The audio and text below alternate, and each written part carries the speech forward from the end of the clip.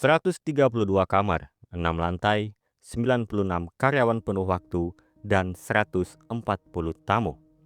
Begitulah gambaran dari kasus pembunuhan yang terjadi di Gedung Putih.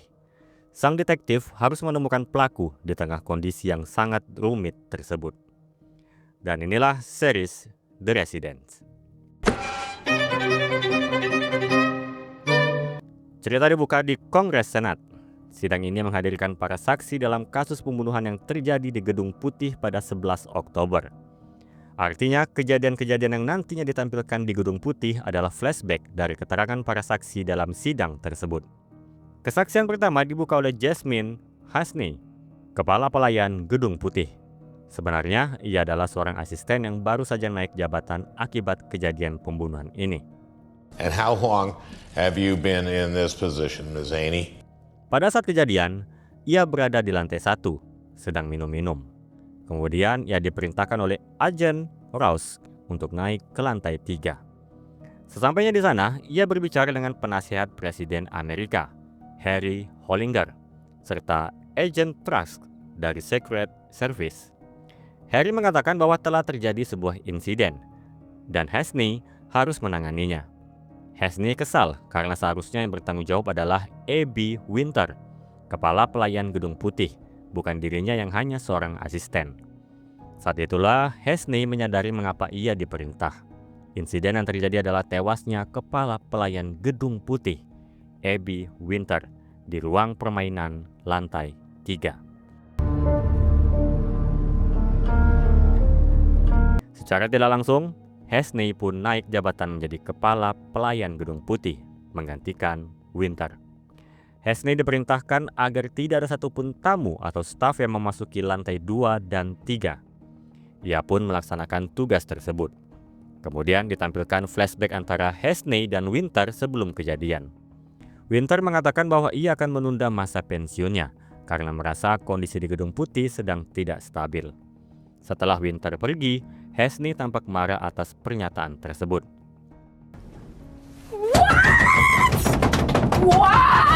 Flashback Winter ini nantinya akan terus ditampilkan pada saksi-saksi lain yang sempat bertemu dengannya sebelum kejadian. Setelah Hasney menyelesaikan tugasnya, ia kembali ke lantai 3. Di sana ia melihat beberapa orang sedang berdebat, termasuk Presiden Amerika, Perry Morgan, membahas bagaimana kejadian ini tidak sampai diketahui para tamu, apalagi sampai ke publik. Sementara itu di Kongres Senat, saksi berikutnya adalah Lawkins Doke, Kepala Polisi Metropolitan Washington. Karena kasus ini tidak bisa ditangani secara internal, Lawkins membawa seorang detektif konsultan bernama Cordelia Cobb, yang dikenal sebagai detektif terbaik di dunia. Cordelia juga memiliki hobi unik, yaitu mengamati burung, mengikuti hobi Presiden Amerika sebelumnya, Theodore Roosevelt. Namun kedatangannya tidak disambut baik, terutama oleh Harry Hollinger. I don't care if she's Miss fucking Marple or Sherlock Holmes or... Hal ini karena di saku Winter ditemukan surat bunuh diri. Cordelia tidak peduli, baginya TKP tetaplah TKP. Ia mulai menyelidiki suasana ruangan tersebut. Di sana terdapat sedikit tanda basah di atas meja biliar, sehelai daun di dekat kaki meja, sebuah gelas di ujung jendela, serta Q-tip, penghalus ujung stik biliar di lantai.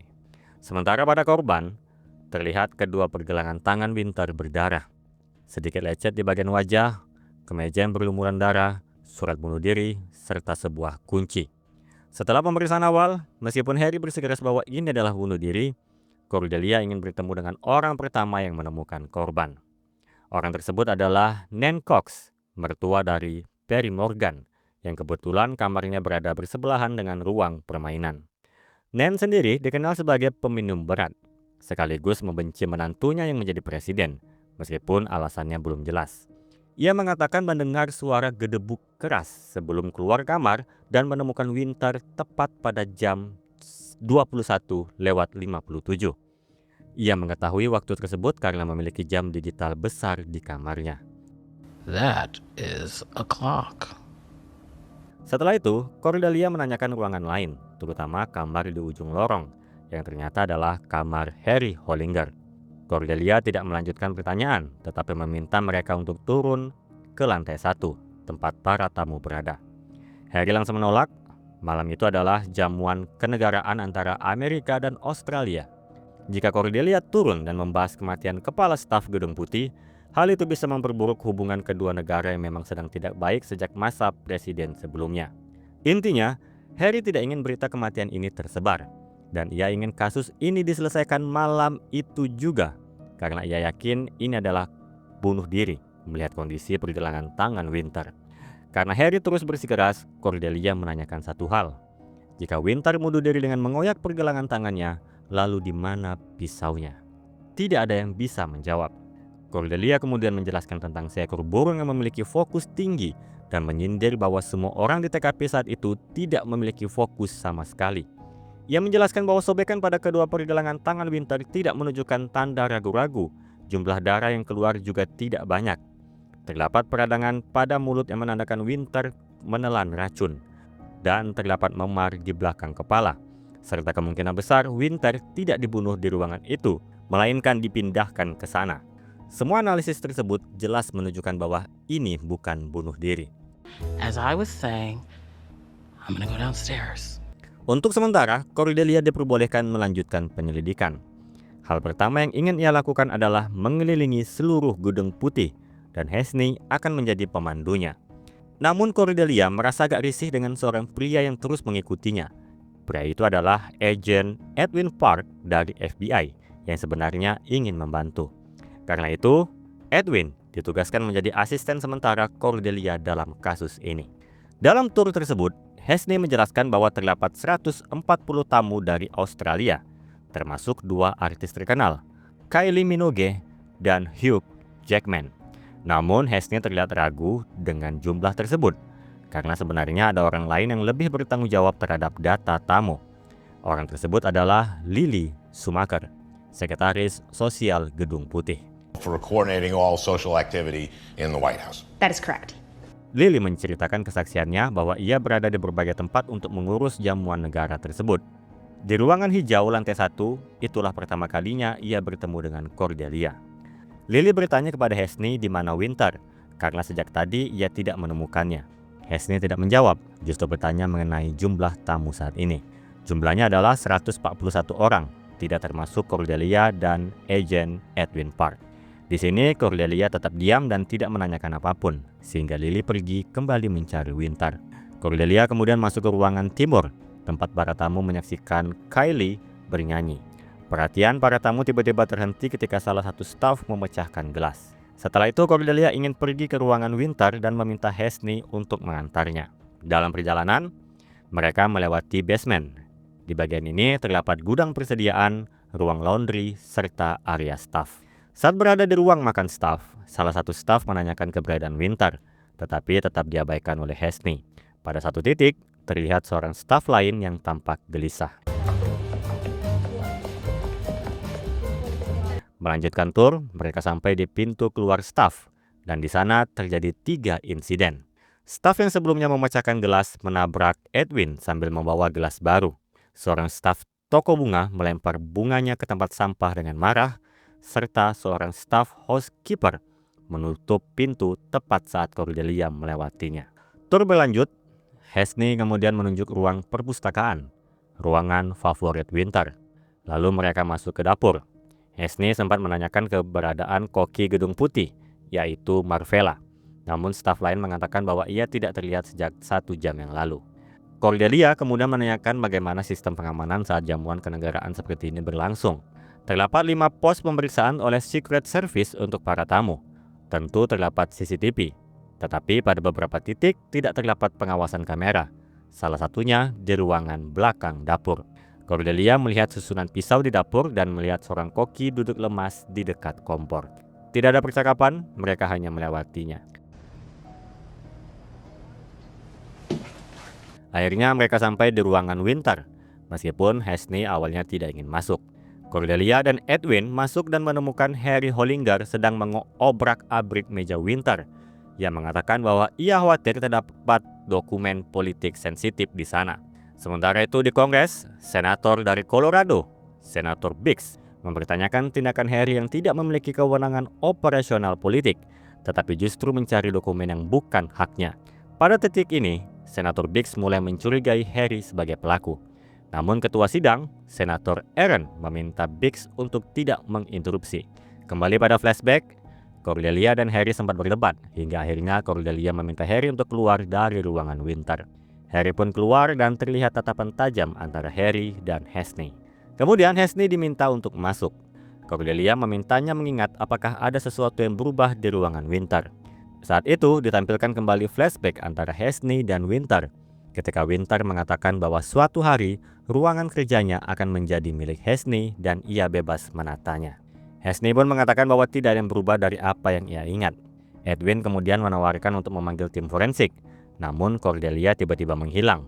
Ternyata ia berada di bawah meja, menemukan tisu penuh darah, dan akhirnya setuju untuk memanggil tim forensik. Yes. Cordelia kemudian meminta agar semua orang yang memiliki akses ke lantai 3, serta siapapun yang pernah berkontak dengan Winter, dikumpulkan. Tentu saja hal itu sulit dilakukan karena jumlah orang yang terlibat sangat banyak. Cordelia kemudian berdiskusi dengan Lawkins untuk membantunya. Ia menjelaskan bahwa keluarga Morgan dikenal sebagai keluarga yang cenderung menyendiri dan tidak terlalu mengenal lingkungan Washington. Sementara itu, ini adalah tahun pertama Perry Morgan menjabat sebagai presiden. Jika kasus ini bocor ke publik, maka pihak lain akan menganggap pemerintahan Morgan tidak kompeten. Akhirnya dicapai kesepakatan bahwa Cordelia akan menanyai para tamu satu persatu secara diam-diam tanpa membuat kegaduhan. Namun tiba-tiba Lily datang dan mengatakan bahwa telah terjadi kegaduhan di lantai 1. Para tamu sudah mengetahui tentang pembunuhan Winter. Satu-satunya orang yang bisa menghentikan kegaduhan itu adalah Perry Morgan. Cordelia meminta agar tidak membiarkan siapapun keluar dari Gedung Putih, namun Perry menolak. No.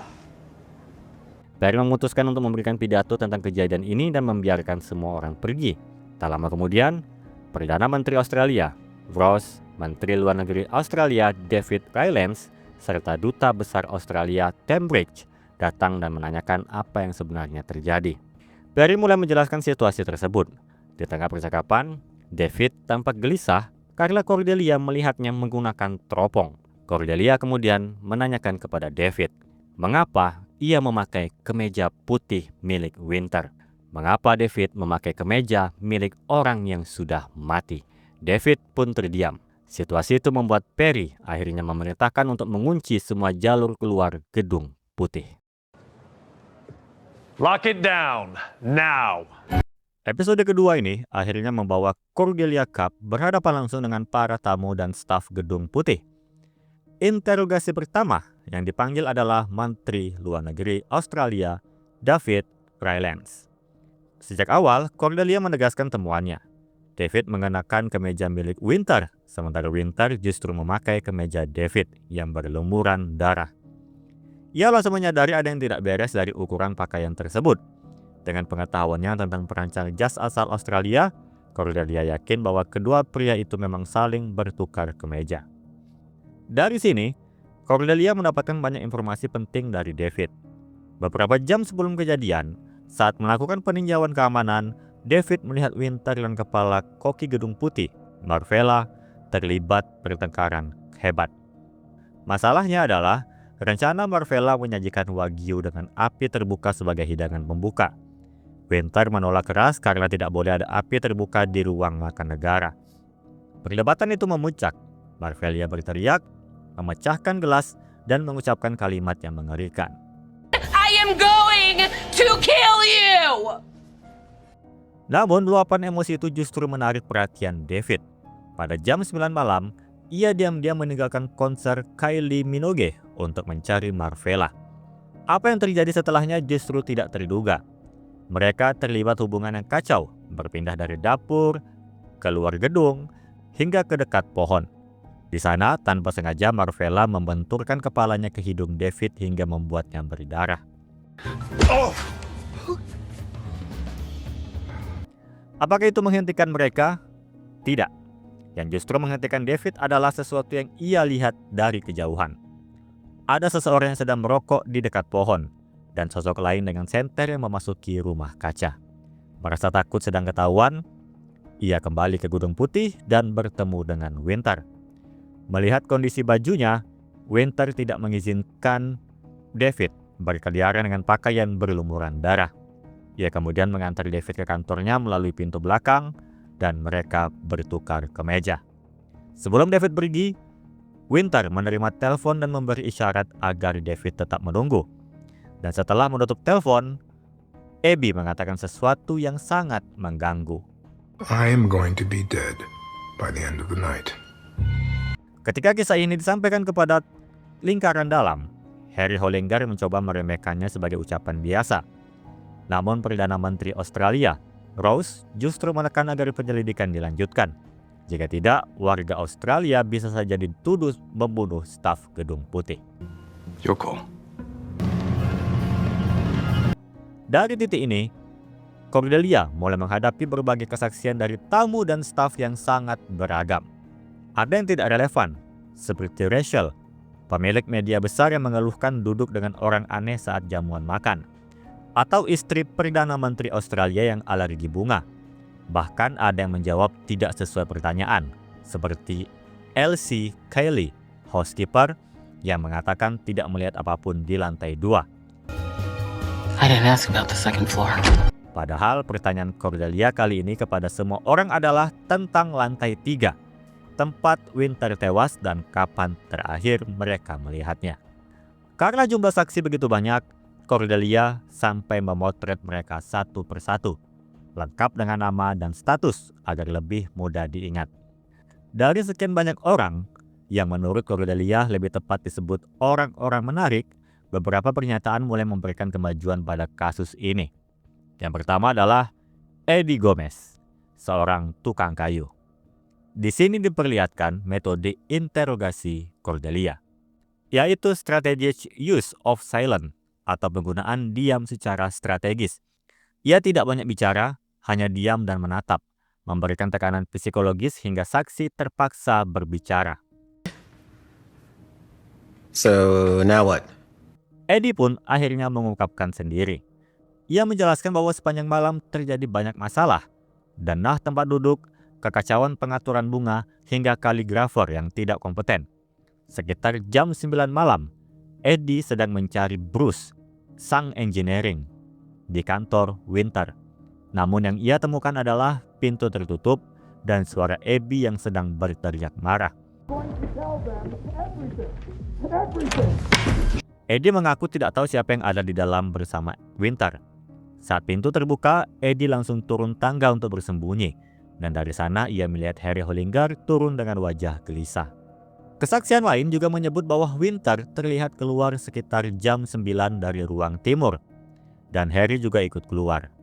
Namun saat interogasi, Harry menyangkal. Masalahnya, kilas balik justru menunjukkan hal yang berbeda. Saat David meninggalkan acara untuk menemui Marvella, ia diikuti oleh Winter dan Harry juga ikut keluar. Pada akhirnya, Harry mengaku tapi mengatakan bahwa ia hanya ke kamar mandi. Setidaknya, pernyataan itu masih selaras dengan kesaksian Eddie yang melihat Harry di tangga, meskipun kebenarannya masih dipertanyakan. Selanjutnya ada Trip Morgan, adik dari Perry Morgan yang juga tinggal di lantai 3. Ia mengaku sudah berada di kamarnya sejak jam 9.30 hingga mendengar teriakan yang membuatnya keluar. Trip juga mengungkap bahwa ia tidak diundang ke jamuan negara oleh kakaknya sendiri yang ia sebut sebagai orang brengsek. And he wanted to have the most boring fucking party imaginable. Sementara itu di Kongres, Senator Aaron menanyakan kondisi para tamu. Henny menjelaskan bahwa para staf berusaha menghibur tamu dengan cara mereka sendiri. Meskipun yang paling ahli dalam hal itu adalah Hugh Jackman. Were you on the third floor tonight? No. Namun di balik suasana itu ada juga yang terlihat cemas menunggu gilirannya diinterogasi. Salah satunya adalah Bruce Geller, sang engineering. Sebelum masuk, terlihat tatapan penuh arti dari Bruce kepada Elsie. Bruce mengaku berada di lantai 3 untuk memperbaiki pipa toilet milik Trip Morgan. Ia meninggalkan kamar sekitar jam 9.30. Namun langsung pergi sehingga tidak bisa memastikan apakah ia melihat Trip atau tidak. He said he went to bed at 9:30. I'm just the engineer. Kemudian muncul keluhan dari para tamu bahwa ada yang tidak beres dengan hidangan. Makanan utama tidak jelas dan tidak ada hidangan penutup. Hal ini membuat Cordelia menginterogasi dua koki utama, Marvella dan Didier Gotthard. Keduanya secara terpisah menyangkal adanya masalah. Also, there was no dessert. Not true! Selanjutnya, Emily Bokil, tukang kebun, mengatakan ia melihat sesuatu yang aneh di atas meja. Sementara Sheila, staf pelayan senior, mengaku tidak melihat apapun. Meskipun Cordelia mencurigai Sheila baru saja minum alkohol. Have you been drinking? Emily juga mengaku mendengar suara keras yang ia kira adalah mobil van Secret Service menabrak pos keamanan.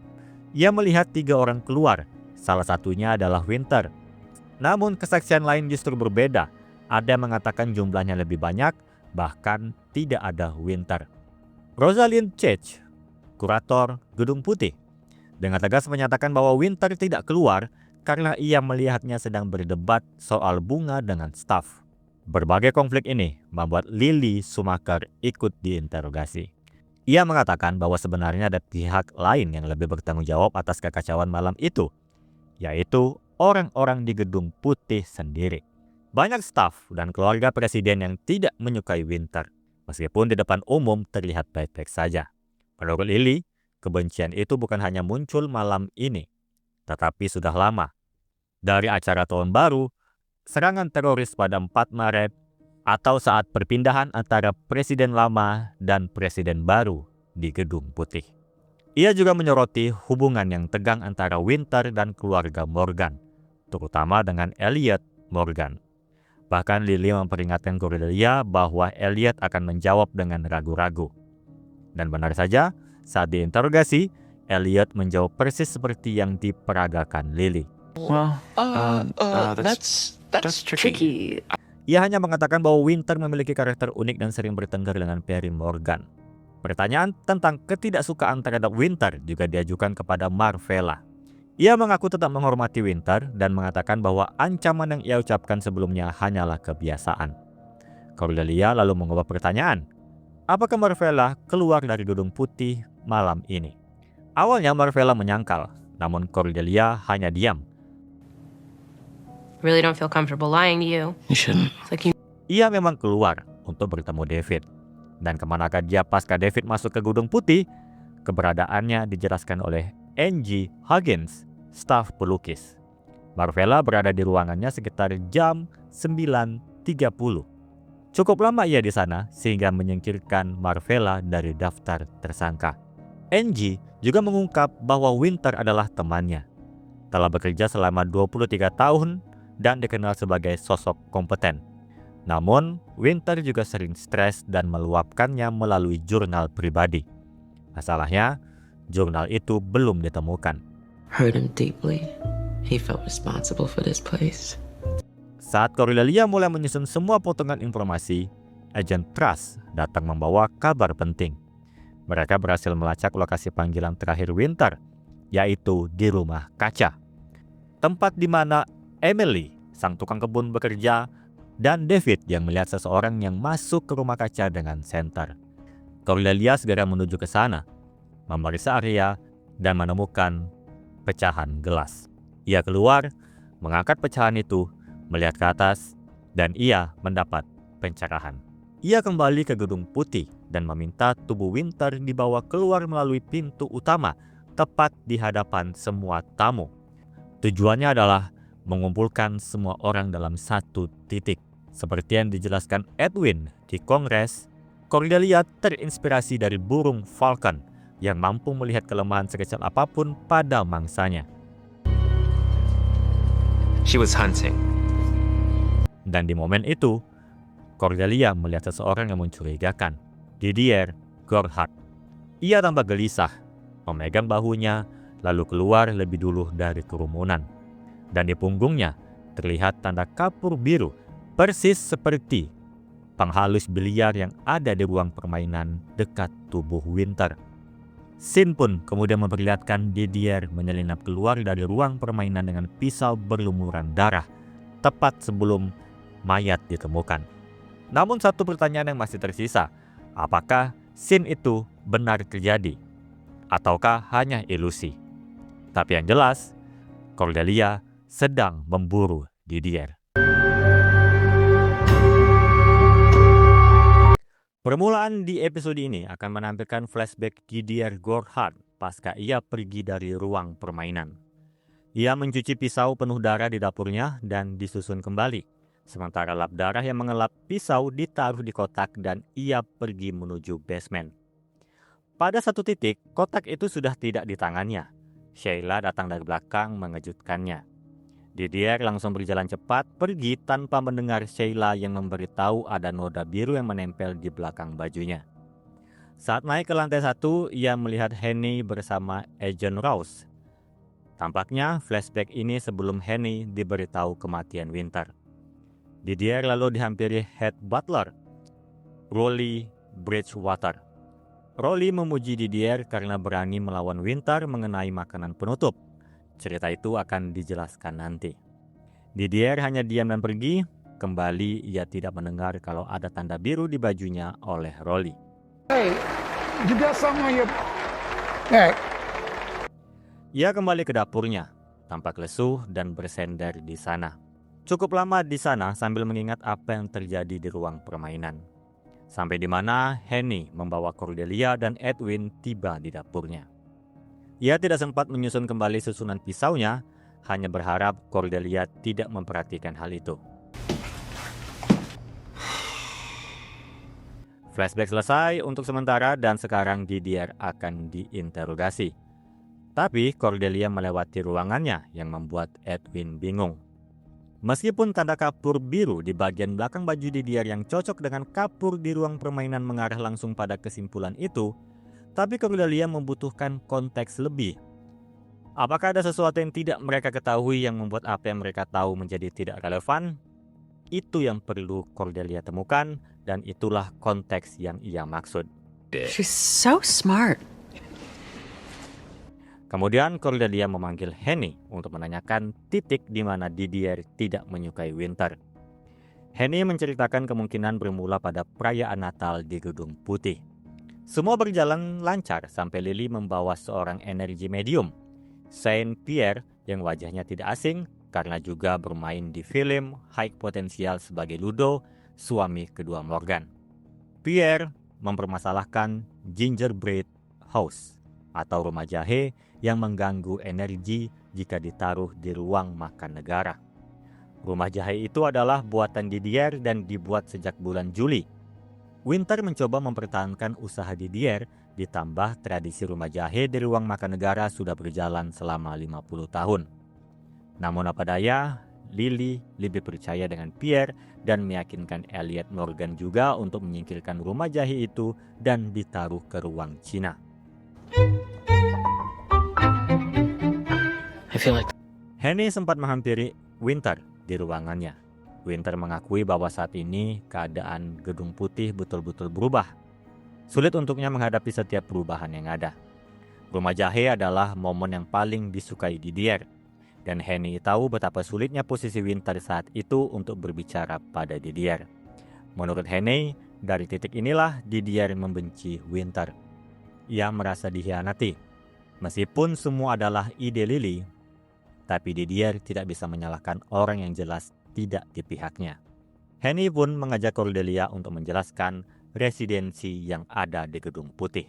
Semua staf departemen yang ada di Gedung Putih melapor pada satu orang, yaitu kepada Kepala Aser Gedung Putih, Abby Winter.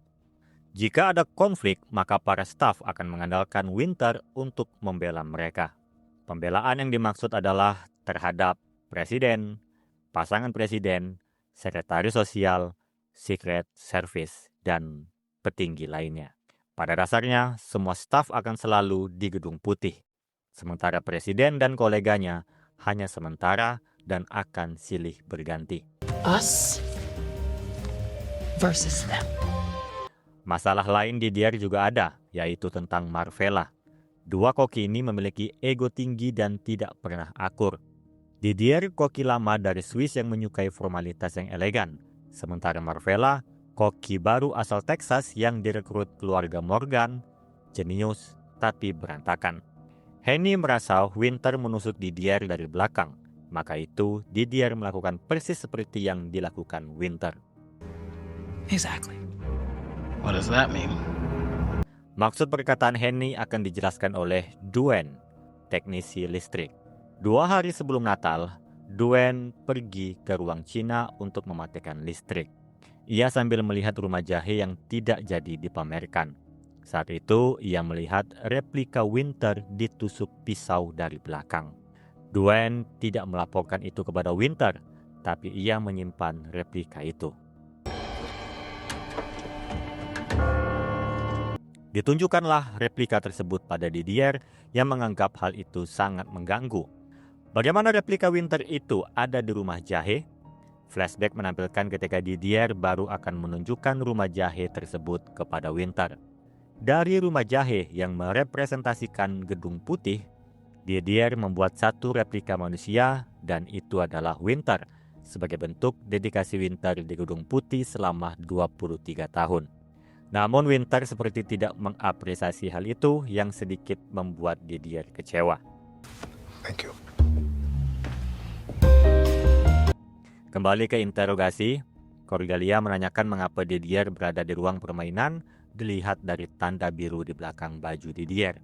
Dari sinilah Didier baru sadar kalau Sheila dan Rolly sebelumnya memberitahu hal itu kepadanya. Masalahnya sekarang, sulit untuk membuat Didier membuka suara karena dia berasal dari Swiss. Cordelia berdiskusi dengan Lawkins bagaimana membuat orang Swiss bicara. Tiba-tiba Agent Trust masuk yang ternyata membawa Sheila untuk memberinya kopi double shot. Tapi saat hendak Cordelia ambil, Sheila justru menumpahkan kopi itu. Mereka berdua lalu membersihkan diri di toilet. Ternyata insiden tadi disengaja oleh Sheila untuk berbicara berdua saja dengan Cordelia. Sambil memakai lipstik, Sheila mengatakan melihat sesuatu mengenai Didier. Kecurigaannya bertambah ketika ia melihat Cordelia mengikuti Didier saat mayat Winter ditanduh keluar. Kemudian Sheila membawa Cordelia dan Edwin ke basement. Ia melihat Didier membawa kotak ke arah insinerator, kemungkinan untuk membakar kotak itu. Untungnya, insinerator itu tidak berfungsi sejak tahun lalu dan Didier tidak tahu hal itu karena jarang turun ke basement. He wouldn't know that. He doesn't come down here very much. Berkat hal tersebut, interogasi Didier dilanjutkan sambil menunjukkan kotak itu yang ternyata tidak hanya lap berdarah, tetapi juga ada pisau. Pada awal episode, kita diperlihatkan Didier menaruh pisau itu di susunan pisaunya, yang ternyata pisau itu juga dimasukkan ke kotak. Itulah mengapa Cordelia melihat keanehan pada susunan pisau di dapur Didier. Selain satu pisau miring, jumlahnya tidak sesuai. Ditengahi 2 pisau kecil, di sisi kiri berjumlah 5 pisau, tapi di sisi kanan berjumlah 4. Untuk koki yang mencintai elegan, aneh melihat susunan pisau itu tidak sempurna. Oh, do I wanna know. Didier pun menceritakan saat setelah membersihkan dapurnya, ia naik ke lantai 3 karena dia juga punya ruangan di sana. Tapi ketika hendak turun, ia melihat Winter tergeletak di lantai ruang permainan dengan pisaunya ada di sebelah kanan Winter. Didier mengambilnya karena tidak mau dituduh membunuh Winter karena pisaunya. Tapi apakah hanya itu saja? The kangaroos. The what? Pada jamuan dessert, Didier ingin menyajikan dessert khas Australia dengan replika kanguru di atasnya. Namun untuk David, justru itu seperti kanguru sedang menari di atas kotoran dan akan menyinggung tamu Australia. Dan Winter sama sekali tidak membela Didier. Winter mencabut kanguru itu, tapi Didier kembali memasangnya. Kejadian itu disaksikan banyak orang dan ia tidak mau itu menjadi motif. Kemudian Didier menjelaskan bahwa pisau spesialnya itu sebenarnya tidak ditaruh di dapur, melainkan di kantor chef lantai 3. Lalu mengapa Didier tidak menaruhnya kembali ke kantornya, bukan malah membuangnya ke insinerator? Jawaban Didier hanya tidak tahu. Dia hanya refleks atas kecemasannya. Kembali Agent Trust masuk untuk memberitahu di mana posisi Emily McKills, sang tukang kebun. Penyelidikan pun berlanjut ke rumah kaca. Namun sampai di sana, pertanyaan Cordelia hanya tentang bagaimana Emily bisa bekerja di sini. Edwin bingung mengapa Cordelia menanyakan hal yang tidak penting, bukan tentang kasus. Cordelia pun memberikan analisisnya. Rumah kaca ini tidak dikunci. Terlihat saat Emily membuka pintu dengan mendorong santai. Lalu Emily menghadapi dua saklar, di mana saklar kedua adalah lampu utama, sedangkan saklar pertama sebenarnya tidak berfungsi tapi saklarnya terangkat. Lalu telepon di meja. Emily mengembalikan posisinya dan ada sesuatu dengan rak yang entah kenapa sangat mengganggu Emily karena posisinya berbeda. Semua analisis Cordelia tadi, Emily mengatakan benar. Maka, analisis sementara Cordelia pada kasus ini adalah seseorang yang menelpon Winter dari rumah kaca ini kemungkinan belum pernah masuk ke sini dan mengambil sesuatu dari rak tersebut. Dan inilah mengapa Cordelia tidak perlu bertanya apapun tentang kasus pada Emily. I asked her what I wanted to ask her and I learned what I needed to learn. Dan kali ini ada satu pertanyaan Cordelia untuk Emily, yaitu sehelai daun yang ada pada kaki meja biliar. Emily mengatakan itu adalah daun dari cedar Lebanon. Pohonnya ada satu di Gedung Putih dan tidak jauh dari rumah kaca. Pohon itu pas dengan posisi David melihat seseorang sedang merokok di bawahnya. Dan Cordelia menemukan satu puntung rokok. Edwin sangat yakin kalau dia yang merokok di sini. Cordelia pun setuju, membuat Edwin senang. Mereka pun kembali ke Gedung Putih, namun bukannya ke ruang perpustakaan di mana Didier berada. Cordelia justru masuk ke ruangan di mana Sheila berada. Pertanyaan yang diajukan adalah, merek rokok apa yang dipakai Sheila? Sheila mengatakan kalau ia tidak merokok. Tapi Cordelia meneruskan pertanyaannya dengan akan menebak merek rokok apa dan jika benar, Sheila harus menunjukkannya, yaitu merek Mammoth. Sheila pun mengeluarkan bungkus rokok Mammoth itu. Fuck it. Analisis Cordelia ini berasal dari bekas lipstik yang ada pada puntung rokok yang ditemukan. Warnanya sama persis dengan lipstik yang dipakai Sheila. Dan pertanyaan penutup pada episode ini adalah, mengapa Sheila berada di ruang permainan di malam ini? Why are we in the game room tonight, Miss Cannon? Episode keempat kini menambah daftar orang menarik yang membunuh Winter, yaitu Sheila Cannon. Pertanyaan di episode sebelumnya yaitu menanyakan mengapa dia ada di ruang permainan pada malam ini. Namun mungkin Sheila menjadi satu-satunya orang yang memberikan pernyataan dengan berantakan dan nyaris durasi episode ini hanya menampilkan 15 versi cerita kebohongan dari Sheila bahwa dia hendak mengantar vodka ke kamar Nancox, tapi dia meminum satu gelas terlebih dahulu di ruang permainan. Cordelia tahu Sheila berbohong tapi tidak mudah untuk membuatnya bicara. Jadi, ia mewawancarai para staf lain untuk mengkonfirmasi cerita Sheila sampai menjadi utuh di tengah para staf pun saling tumpang tindih statement. If you want to understand this, you have to go back to the seating chart. Henny mengatakan, Sheila bertugas menjadi pelayan di meja jamuan. Lalu mengapa dia berakhir menjadi pengantar vodka untuk Nancox? Semua berawal dari susunan meja makan jamuan negara pada malam ini. Elliot bersikeras untuk tidak ada tenda dan semua tamu harus ada di ruang jamuan negara. Namun Lily membuat keadaan berantakan sampai jumlah tamu yang bisa ditampung mencapai 400. Lalu diputuskan menjadi 210 tamu sehingga para staf pelayan mulai berlatih untuk melayani para tamu nanti di ruang jamuan negara dan ruang merah. Lagi-lagi Lily merevisi menjadi 140 tamu dan yang dipakai hanya ruang jamuan negara. Apakah revisi Lily sampai di situ saja? Tentu tidak. Dengan meminta saran dari Saint Pierre, para tamu yang sudah duduk di meja kembali diacak-acak Lily dengan dipindahkan sesuai instruksi Pierre. Alhasil, beberapa meja terdapat 1-2 kursi kosong dan mungkin saja ada tamu yang datang tanpa diundang. Masalah kursi kosong inilah yang menjadi awal masalah Sheila. Because what's the number one rule of hosting? Hide the good wine. Salah satu kursi kosong ada di meja Kim Ekbin, mantan ibu negara Amerika. Ternyata Sheila mempunyai hubungan dekat dengan keluarga presiden terdahulu. Alhasil, Sheila diminta Kim untuk duduk di sebelahnya. Perry Morgan, presiden Amerika saat ini, ternyata memiliki hubungan buruk dengan keluarga presiden sebelumnya dan tampak tidak senang Sheila duduk dengan Kim. Perry memberi tanda kepada Winter dan Winter meminta Rolly untuk menyuruh Sheila menemuinya. Rolly mengatakan Winter biasanya menegur para staf dengan membawanya ke satu ruangan, berbicara pribadi tanpa staf lain tahu. Namun untuk kali ini, Sheila berbeda. Winter menegur Sheila di depan para staf. Mereka bertengkar hebat. Sheila merasa dia punya hak untuk berbicara dengan Kim Ak-bin sebagai ibu negara. Namun Winter mengatakan Kim adalah mantan ibu negara. Tugas staf Gedung Putih hanya untuk melayani keluarga presiden yang mendiami Gedung Putih saat ini, bukan yang terdahulu.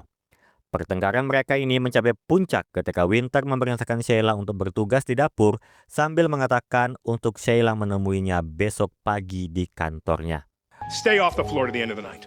And I want to see you in my office first thing in the morning. Di depan Cordelia dan Edwin, Sheila mengatakan dia tidak pernah berpikir dirinya akan dipecat dan bisa menerima teguran Winter. Namun, staf lain mengatakan hal sebaliknya. Sheila betul-betul terguncang dan yakin dirinya akan dipecat. Dulu, staf pelayan bernama Connor Prentice pernah diminta Winter untuk menemuinya di kantor besok pagi dan berakhir dengan pemecatan. Jadi Sheila yakin dirinya akan mengalami hal yang sama. Sheila benar-benar panik sampai menceritakan ke para staf-staf lain, termasuk ke Nick Sims, staf kaligrafi, yang tulisannya betul-betul jelek untuk menulis nama para tamu. Nick mencoba menenangkan Sheila karena bukan dia saja yang duduk di meja jamuan. Contohnya, Rosalind Chech, sang kurator. Ada satu orang lagi yang dianggap Sheila sebagai pelayan kontrak karena pakaiannya, tapi Nick mengatakan orang itu adalah tamu karena ia menulis nama orang itu di kartu pengunjung. Rolly dalam wawancaranya dengan Cordelia mengatakan, sebenarnya Winter dan Sheila sering bertengkar dan biasanya akan berbaikan lagi. Tapi di malam itu, Sheila benar-benar takut meskipun sudah Rolly tenangkan. Lalu muncullah kata-kata mengerikan dari Sheila yang mengatakan dia tidak akan dipecat jika Winter tidak ada lagi. He won't fire me if he isn't here anymore. Di tengah terkejutnya Rolly, Trip Morgan juga mendengar perkataan Sheila. Tapi seakan tidak peduli, dia pergi dengan membawa 2 piring puding kanguru. Dan selama Sheila ada di bagian dapur, ia mendapat tugas untuk mengantar vodka ke kamar Nancox di lantai 3. Disinilah dia masuk ke ruang permainan, bermaksud untuk meminum segelas vodka sebelum diberi ke Nancox. Tapi Cordelia telah mewawancari Nancox, dan Nancox mengatakan tidak menerima vodka sama sekali di malam ini. I ordered vodka. It never came. Terlebih, Henny menceritakan kalau Sheila membawa vodka itu ketika Henny baru mendapati kabar Winter meninggal dan melarang Sheila untuk naik ke lantai 3. Sheila tidak menjawab dan meminta untuk merokok sebentar. Can I smoke in here? Cordelia kemudian menganalisis semua dari data yang dia tulis di jurnalnya dan berhasil menyusun cerita Sheila yang sebenarnya. Dia kembali menemui Sheila dan menjelaskan analisisnya. Sheila berada di lantai 3 malam ini, bahkan 2 kali ada di sana. Pertama, Sheila naik dengan membawa nampan dan vodka, tapi lupa membawa gelas. Sheila masuk ke ruang permainan dengan menaruh botolnya saja di atas meja biliar, yang menjadi alasan mengapa ada bekas basah di meja biliar ketika Cordelia pertama kali datang ke ruangan itu. Dan ketika Sheila naik kembali sambil membawa gelas, dia yang masih kesal dengan Winter justru meminum vodka itu. Bukan 1 gelas, tapi 1 botol penuh. Gelasnya ditaruh di dekat jendela ruang permainan dan Sheila turun untuk mengambil vodka kembali. Tapi ketika hendak naik, dia bertemu Henny yang melarangnya untuk naik ke lantai 3. Yang menjelaskan pernyataan Nancox benar bahwa ia tidak menerima vodka sama sekali. Dan inilah versi cerita asli Sheila mengapa ia ada di ruang permainan pada malam ini. At least that is your story. Did I miss anything? No. Akhirnya Sheila mengaku dan membenarkan analisis Cordelia. Ia menceritakan benar ia melihat seseorang masuk ke rumah kaca saat ia merokok di bawah pohon cedar Lebanon, hanya saja ia tidak tahu siapa. Lalu saat di lantai 3, ketika ia keluar ruang permainan, dia melihat ada seseorang di ujung lorong East Room, atau lebih tepat di lorong kamar Harry Hollinger. Hanya saja pandangan Sheila kabur akibat meminum 1 botol penuh vodka. Tapi dia ingat itu terjadi di jam 9:48 karena banyak jam di Gedung Putih. Dan pertanyaan terakhir Cordelia kepada Sheila adalah, apakah Sheila membunuh Winter? Belum sempat dijawab, lagi-lagi Agent Trust muncul mengatakan staf forensik kepolisian Washington, Annie Dodge, telah datang. Berdasarkan pemeriksaan awal, Annie mengatakan Winter kemungkinan meninggal sekitar jam 9.30, setengah jam sebelum ditemukan. Ada tanda-tanda keracunan yang tidak fatal dan penyebab kematian Winter adalah benturan benda tumpul di bagian belakang kepala. Sementara luka di pergelangan tangan dilukai setelah Winter meninggal. Cordelia lalu pergi kembali ke ruang permainan. Dia percaya dengan pemeriksaan awal Annie. Dan jika benar, maka Winter tidak dibunuh di ruang permainan. Jika di sana, Sheila pasti melihatnya karena dia keluar ruangan ini di jam 9.48, sekitar 20 menit setelah Winter mati. Entah Sheila tidak sadar tubuh Winter di sana atau tubuh Winter dipindahkan setelah Sheila pergi. Dan Edwin memberi opsi lain. Atau mungkin Sheila berbohong karena telah membunuh Winter. Namun Cordelia membantahnya dan sudah yakin dari awal tubuh Winter dipindahkan ke sini melihat sepatu Winter yang pas tapi renggang. Kemungkinan setengah perjalanan dia diseret pelaku ke ruangan ini. Untuk memastikan mereka pergi ke satu kamar yang Sheila lihat ada seseorang. Kamar itu tampak seperti sedang direnovasi. Cordelia memeriksa pintu yang tampaknya seseorang sengaja membuat pintu kamar ini tidak bisa dikunci. This door was taped. So? Someone's trying to leave it open. Kemudian mereka menuju ruangan Angie Huggins sebagai staf pelukis untuk menanyakan kamar tadi. Di sana juga ada Henny. Henny mengatakan kalau di kamar itu tidak sedang direnovasi, tapi sengaja terlihat direnovasi karena keluarga Morgan tidak ingin ada tamu lain yang menginap malam ini di sini. Tapi terlihat aneh untuk Cordelia. Jika tidak direnovasi sungguhan, mengapa ada bau cat di sana? You know, it's weird that if this was all fake and there are no actual renovations, why did I just smell paint up there? Mereka pun kembali ke kamar tadi. Angie mengatakan tidak ada tugas pekerjaan di kamar ini, tapi tidak memungkiri memang ada bau cat. Cordelia lalu mengikuti aroma cat tersebut sampai di satu rangka kayu.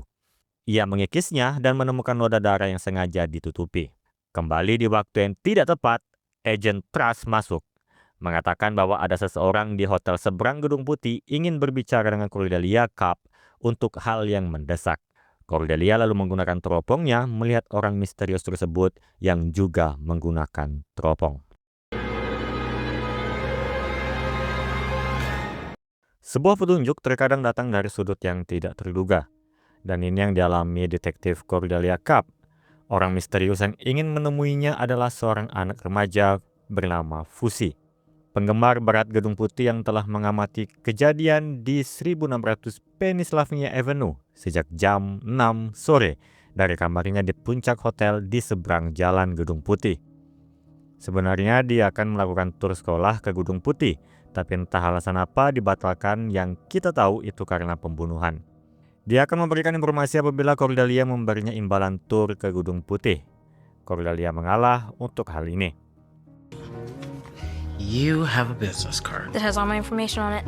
Fusi memberitahu Cordelia bahwa sekitar jam 9:46 malam dan kemudian lagi pada jam 9:51 malam, dia melihat lampu merah berkedip-kedip berasal dari kamar 301 yang diketahui adalah kamar yang direnovasi dengan bercak darah yang baru ditemukan di alas dinding. Lampu-lampu itu bergerak naik turun dan maju mundur seolah-olah mengenai seseorang. Namun Edwin dan Agent Trust berpendapat bahwa itu bisa jadi masalah lampu rem, di mana lampu rem dari mobil yang lewat terpantul di jendela Gedung Putih, yang merupakan masalah yang biasa. Tetapi Cordelia tidak sepenuhnya mempercayainya, karena Fusi orang yang cukup teliti. Secara khusus hanya mencatat 2 kali ia melihat lampu merah ini meskipun ia mengamati selama berjam-jam. Dan untuk saat ini tampaknya Cordelia benar untuk fokus pada apa yang terjadi pada malam itu di kamar 301.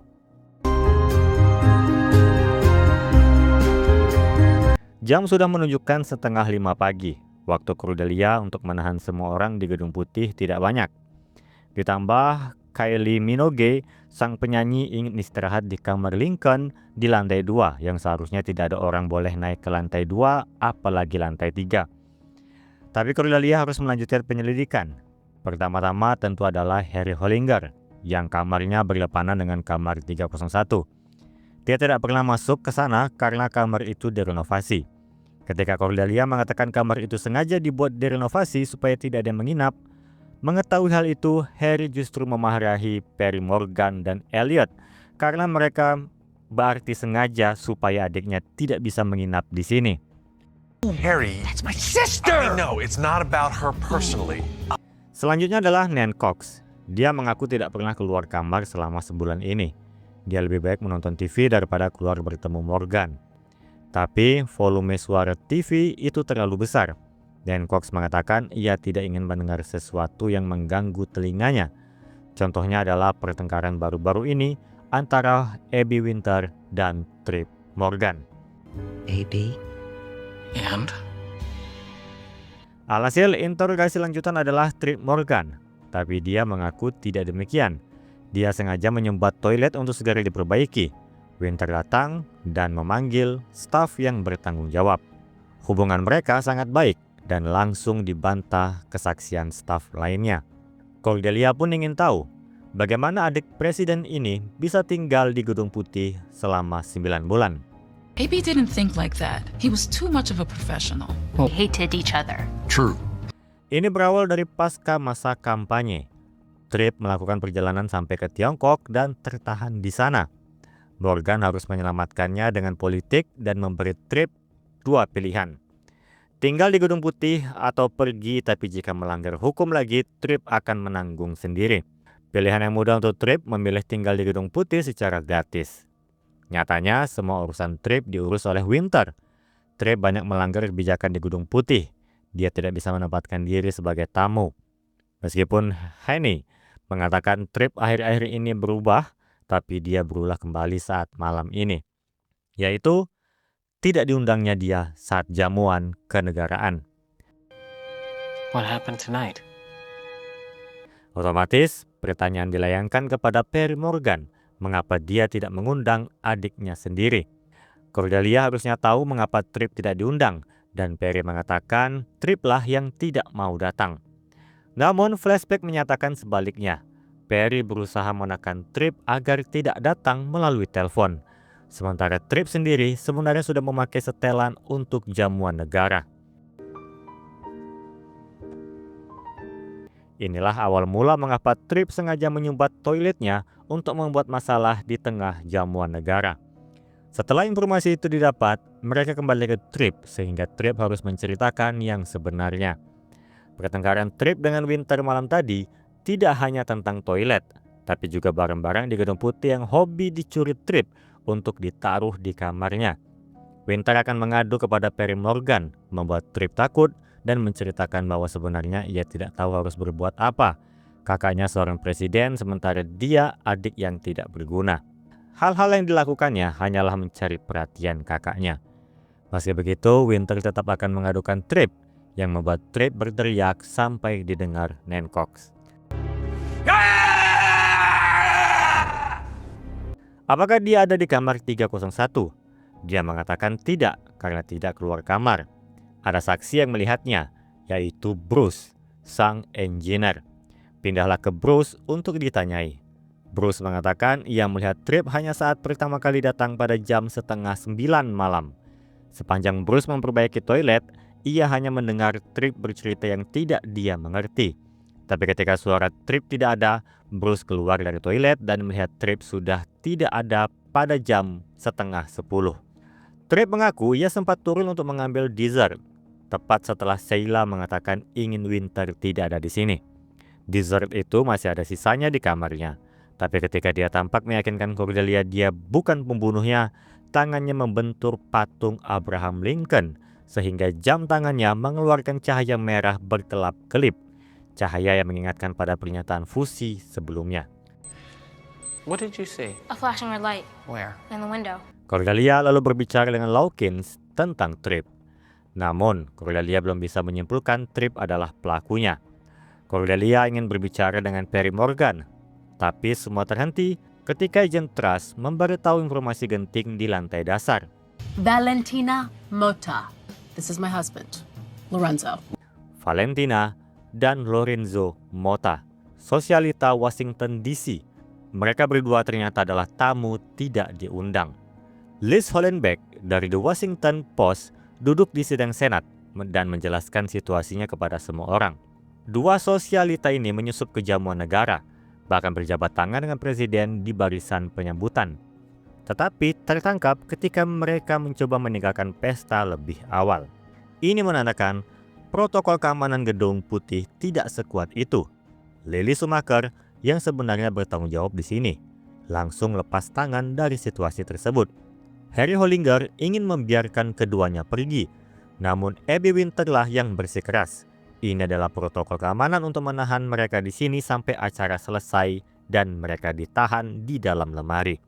Winter menahan dua penyusup ini menjadi hal aneh bagi Cordelia.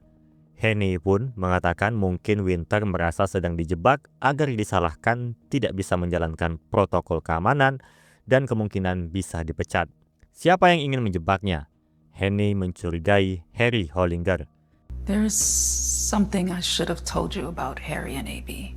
Sehari sebelum jamuan makan malam kenegaraan, Winter pergi ke ruang perjanjian untuk memberitahu Harry, Kepala CIA, Oliver Wood, dan Industrial Australia, Walpole Bing, bahwa Presiden Perry Morgan akan terlambat untuk pertemuan mereka. Sebagai bagian dari pekerjaan, Winter menyelinap ke ruangan tempat ketiga pria itu sedang berbicara dan menunggu dalam diam sejenak untuk berbicara. Sayangnya, Bing melihat Abby berdiri di sana, mengira dia telah memata-matai dan marah kepada Winter. Get the fuck out! David Rylance, tersangka pada episode kedua, memberitahu Cordelia bahwa Walpole Bing pernah satu sekolah dengan Harry. Tidak hanya itu, dia sangat kaya dan orang yang cukup buruk. Saat Winter meninggalkan ruangan, Harry marah, mengikutinya ke kantornya. Winter meyakinkan Harry bahwa dia tidak mendengarkan. Memang tugasnya untuk tidak mendengarkan di ruangan tempat diskusi penting berlangsung. Para staf lain pun melakukan hal yang sama karena sudah dilatih. Let's say you want to ask me about something they're talking about. I could not tell you. Tetapi itu justru membuat Harry semakin curiga bahwa dia sedang dimata-matai. Harry berkata kepada Winter, "Tutup mulutmu," sebelum pergi dengan menghentakkan kaki dan itu jelas merupakan ancaman. Henny kemudian masuk ke kantor Winter dan mendapati cerita apa yang sedang terjadi. Itulah alasan mengapa Harry menatap Henny dengan sinis pada episode pertama. Sekarang, tersangka di episode ini bertambah dua, Trip Morgan dan Harry Hollinger. Cordelia harus menyusun potongan-potongan ini menjadi satu. Dan di timeline saat ini, di Gedung Senat, sebagai scene penutup, Senator Biggs menyusun kembali timeline para tersangka. Para saksi yang duduk di sini menceritakan kesaksiannya. Tapi, ada satu pertanyaan yang ingin dia tanyakan. Satu-satunya orang yang bertanggung jawab pada kasus ini, tapi menjadi satu-satunya orang yang tidak duduk di sidang ini. Ia ingin tahu di mana Cordelia Cup. Where is Cordelia Cup? Dengan tidak hadirnya Cordelia Cup di sidang Senat, ini menandakan bahwa Cordelia belum menentukan pelaku sampai pada hari tiba. Lalu di manakah dia di timeline sekarang? Dia berada di hutan Amazon mengamati burung-burung yang menarik. Kemudian dia kedatangan seorang wanita yang nantinya akan mengirim barang, yaitu sebuah tablet untuk menonton berlangsungnya sidang.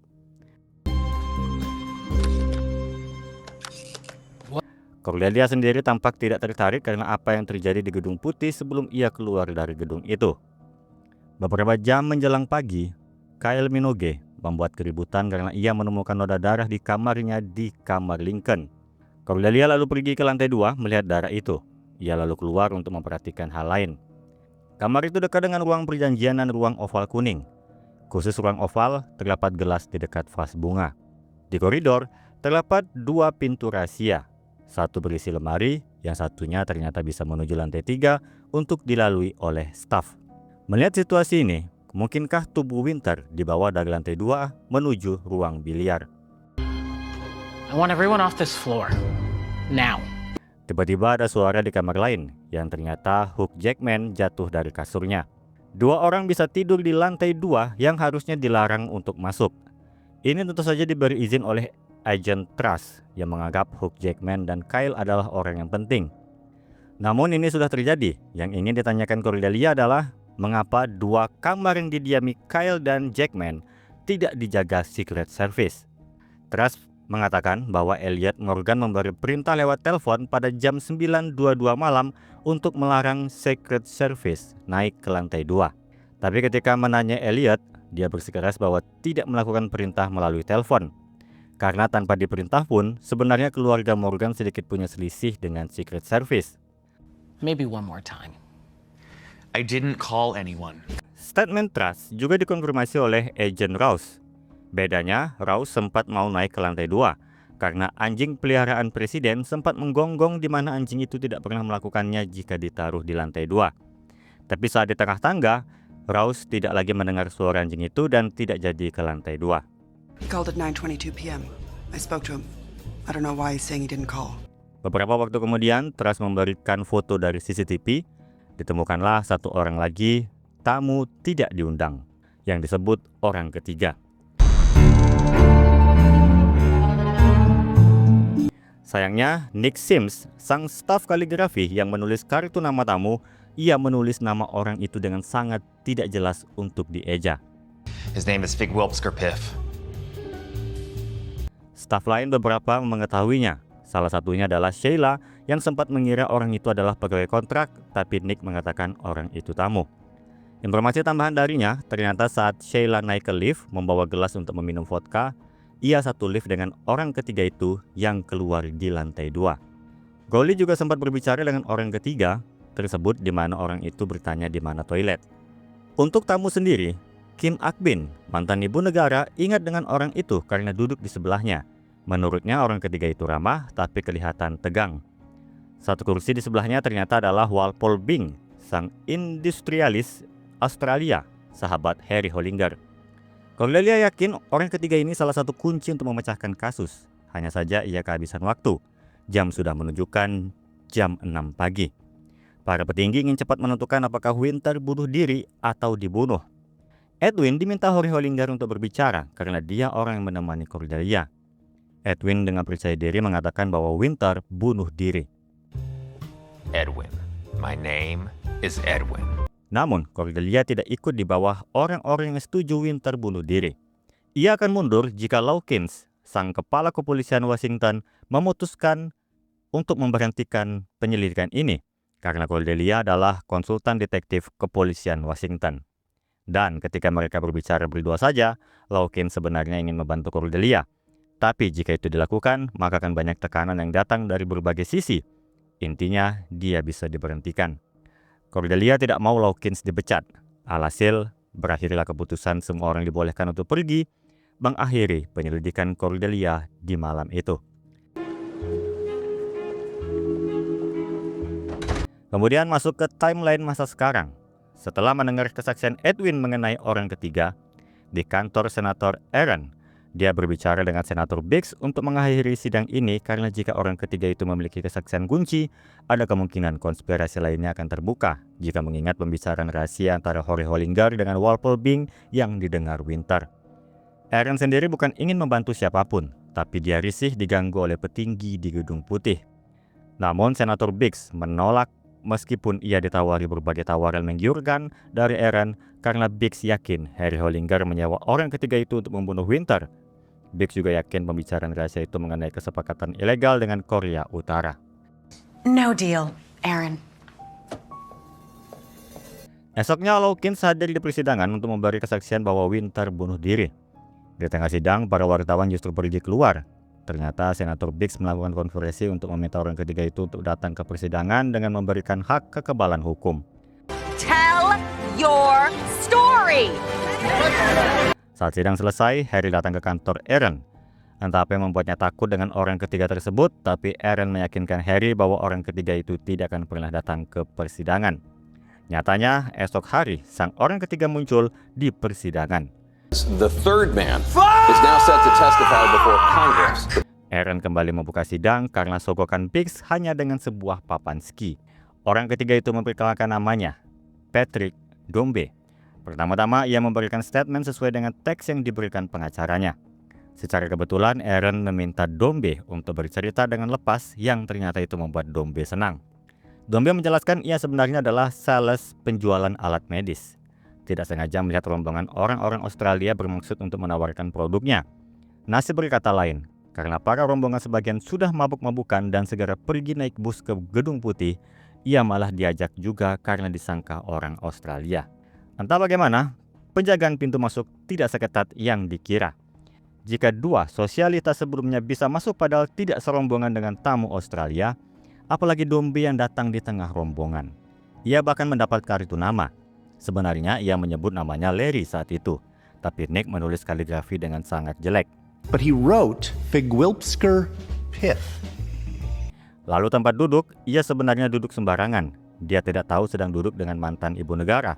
Jika diingat, Lily Schumacher mengobrak-abrik susunan tamu sehingga duduk para tamu jadi asal-asalan dan meninggalkan sebagian kursi kosong. Sampai di mana Dombe ingin pergi ke toilet. Ia diarahkan oleh salah satu staf yang kita tahu adalah Rolly. Tapi karena banyaknya pintu, Dombe justru membuka pintu lift. Di sanalah dia bertemu staf wanita yang seperti sedang mabuk, yang tentu saja itu adalah Sheila.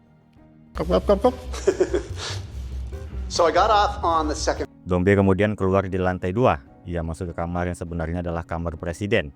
Dia sempat melakukan video call dengan bibinya untuk memamerkan dia sedang di Gedung Putih sampai anjing presiden menggonggonginya. Setelah itu dia turun dan keluar dari pintu depan sebelum acara selesai. Tidak ada yang melarangnya keluar. Suatu perbedaan dengan dua sosialitas sebelumnya yang berakhir dikunci di lemari basement. And nobody stopped you? No, sir. Pernyataan terakhir itu membuat Cordelia segera menghubungi Edwin. Sementara di sidang Senator Biggs marah karena tidak adanya kesaksian Dombe mengenai Harry Hollinger, Cordelia meminta Edwin untuk mengirim pesan kepada Aaron sesuai arahannya. Alhasil, Aaron meneruskan sidang yang harusnya sudah selesai untuk Dombe. Dombe mengatakan dia keluar dari pintu depan. Sepanjang acara berlangsung, tidak ada orang yang boleh keluar dari pintu depan. Cordelia sudah memastikan hal itu dari Fusi, sang detektif muda yang memantau Gedung Putih dari jam 6 sore. No, I didn't see anything. Yang artinya, Dombe berbohong. Kekebalan hukum tidak berlaku pada kesaksian palsu. Dan Dombe akhirnya mengatakan ia tidak keluar dari pintu depan. Holy shit! Cerita sebenarnya, di lantai 2, saat ia keluar dari ruang perjanjian, ia melihat seorang pria besar dari kejauhan. Pria itu menyarankan untuk turun ke bawah demi kebaikan bersama, menuntun arah untuk keluar dari pintu keluar di basement, pintu di mana para staf masuk dan keluar. Pertanyaan lanjutan, apa ada hal lain yang dilihat Dombe pada pria itu? Dombe mengatakan tidak ada. Aaron melihat pesan Edwin yang diperintah Cordelia untuk diam dan menunggu. Nothing. Keadaan yang hening menekan psikologis Dombe sampai akhirnya dia mengatakan yang sejujurnya, bahwa ia melihat pria besar tersebut menyeret mayat keluar dari ruang oval kuning. Sebuah pernyataan yang membawa kasus ini menuju akhir. Holy shit!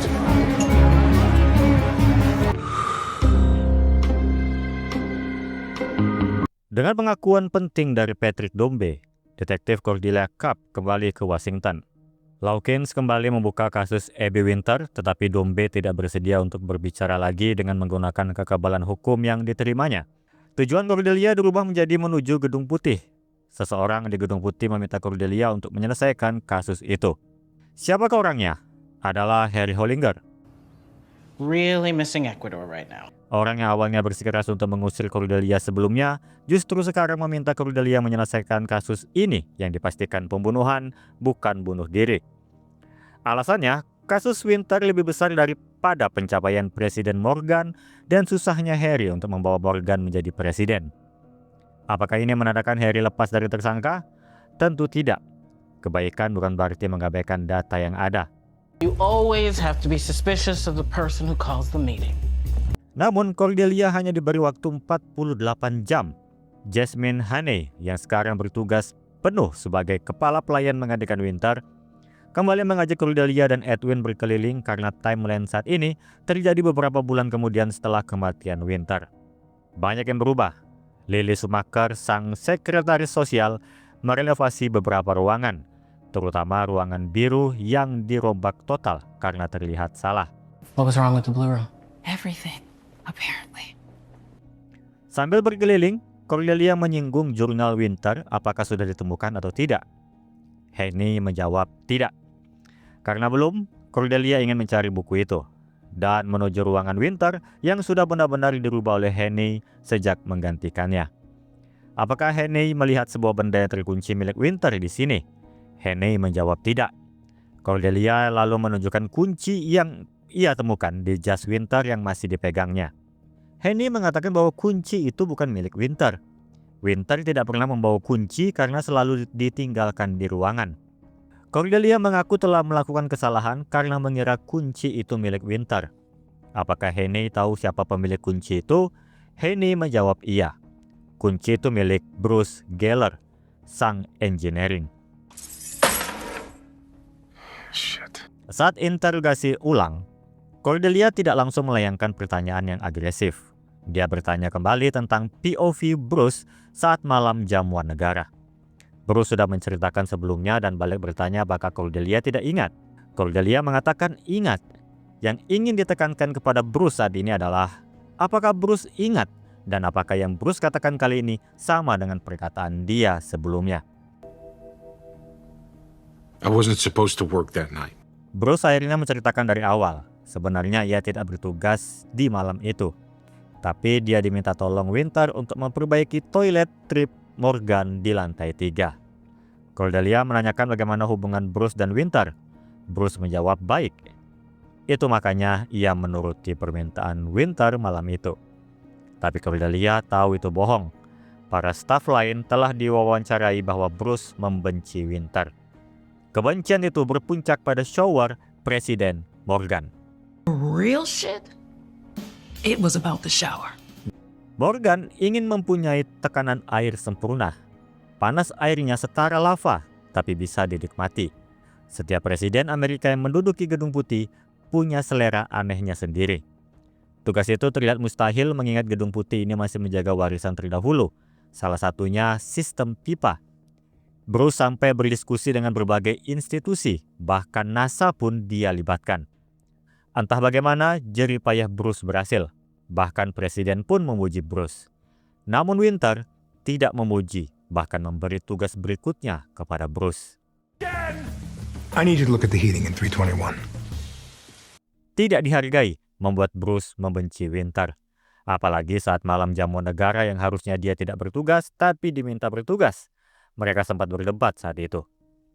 Pertanyaan lanjutan, pernyataan Dombe di sidang adalah melihat pria besar menyeret Winter dari ruang oval kuning. Kriteria pria itu mirip dengan Bruce. Apakah pria itu adalah dia?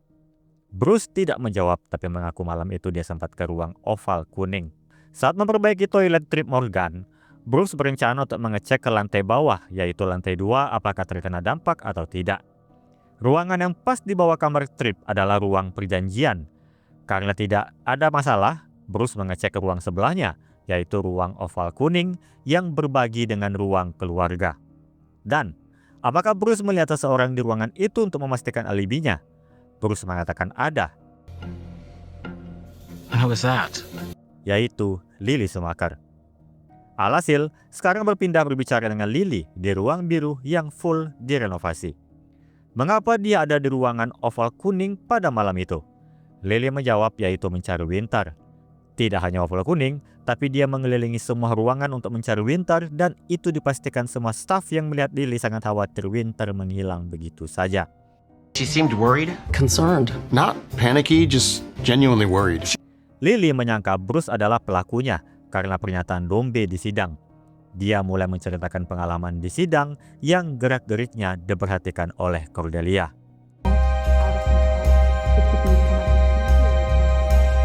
Di waktu berbeda di ruangan lain menemui Lawkins, Cordelia menanyakan tentang Lily selain sebagai sekretaris sosial. Dari cerita Lawkins, intinya Lily berasal dari keluarga orang kaya di mana keluarganya menjadi donatur saat Morgan mencalonkan diri sebagai presiden. Lily datang ke Gedung Putih dengan ambisi besar, mempunyai segala pertanyaan yang dimulai dengan apakah bisa. Lily punya tujuan ingin mengubah kebiasaan di Gedung Putih. Balik lagi ke sesi interogasi Lily. Cordelia tetap pada pertanyaan mengapa Lily ada di ruang oval kuning untuk menekan Lily menjawab yang sebenarnya. Lily pun mengaku dia 2 kali datang ke ruangan itu saat mencari Winter. Pada kunjungan pertamanya, sebenarnya dia melihat Winter dari lorong sedang bertengkar dengan seseorang di ruangan oval kuning. Karena tidak enak menyela, Lily pergi turun ke bawah. Tapi ketika Winter tidak kunjung turun ke jamuan, Lily naik lagi dan hanya menemui Bruce di ruangan itu. Lalu dengan siapa Winter bertengkar? Lily sebenarnya tidak mau memberitahu karena orang itu adalah orang baik. Orang itu adalah Elsie Kylie.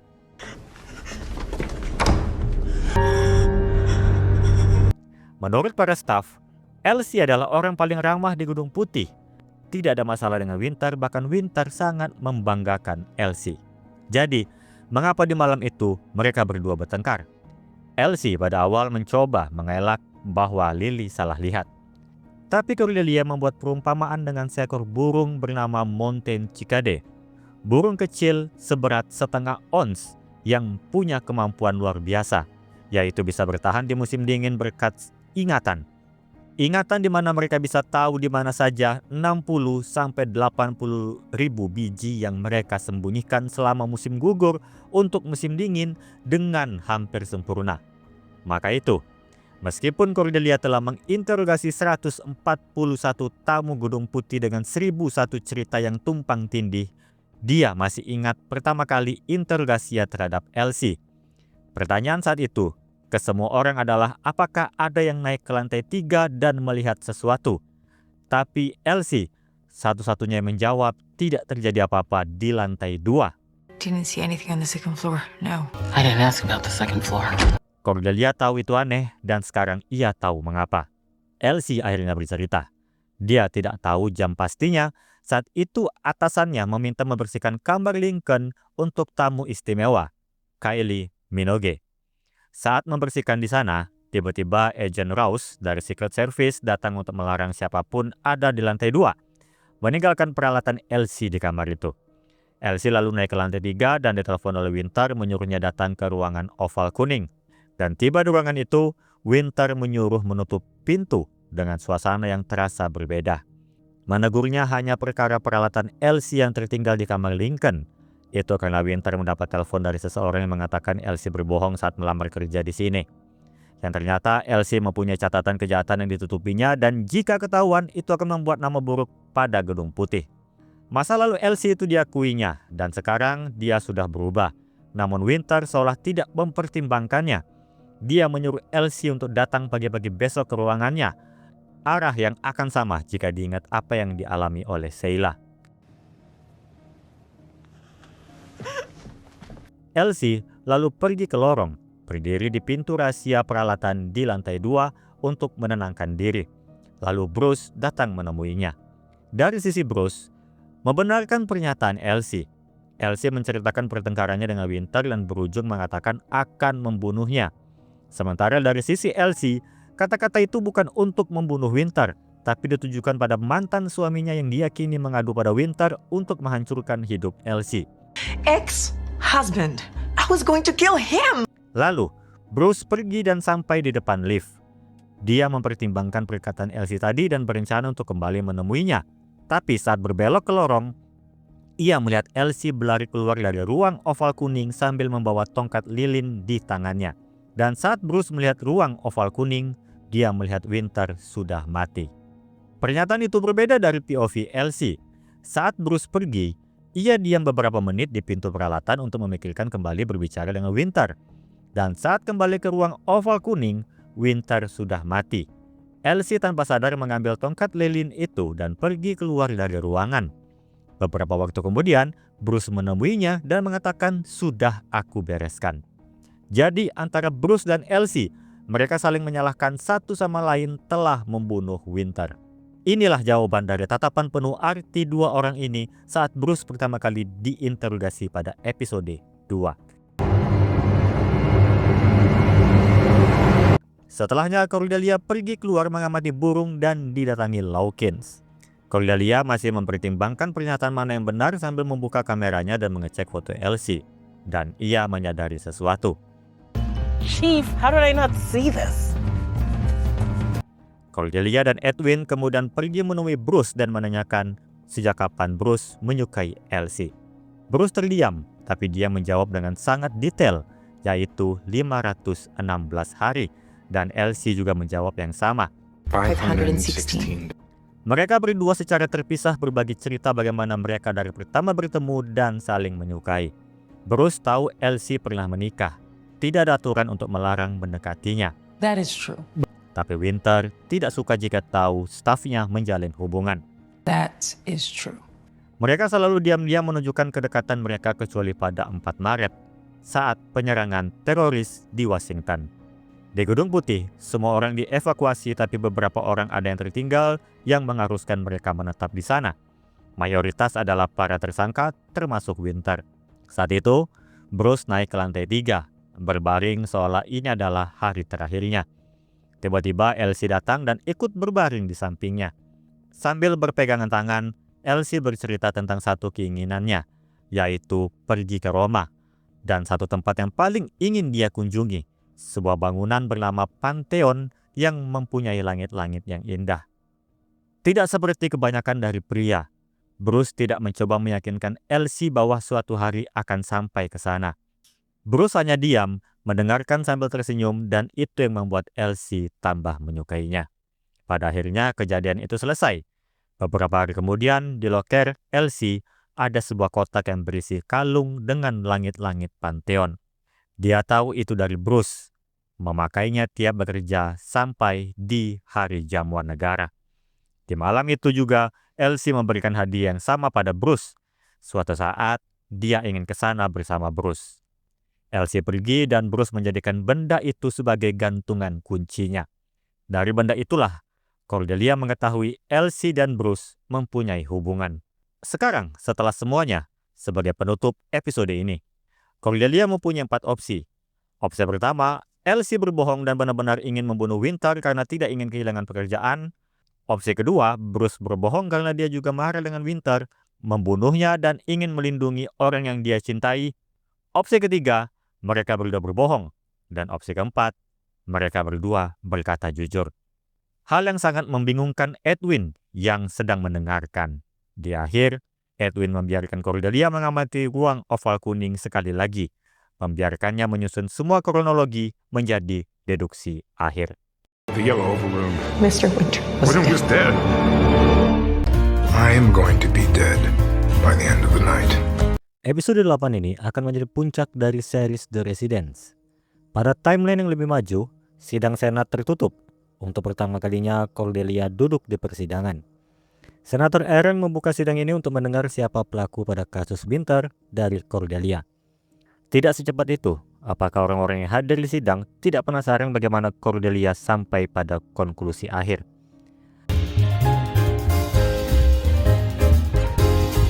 Timeline pun berpindah pada posisi Cordelia di ruang oval kuning melanjutkan penutup pada episode 7. Cordelia mengecek kembali ruangan itu, memperhatikan etalase di sana dan menemukan sedikit goresan di dekat dinding. Lalu Cordelia teringat tentang gelas di dekat vas bunga kuning yang sempat ia lihat sebelumnya. Ia kemudian pergi ke ruang keluarga yang berbagi dengan ruang oval kuning. Melihat adanya gelas juga di ruangan itu, ada beberapa hal yang janggal sehingga ia bergegas pergi diikuti Edwin.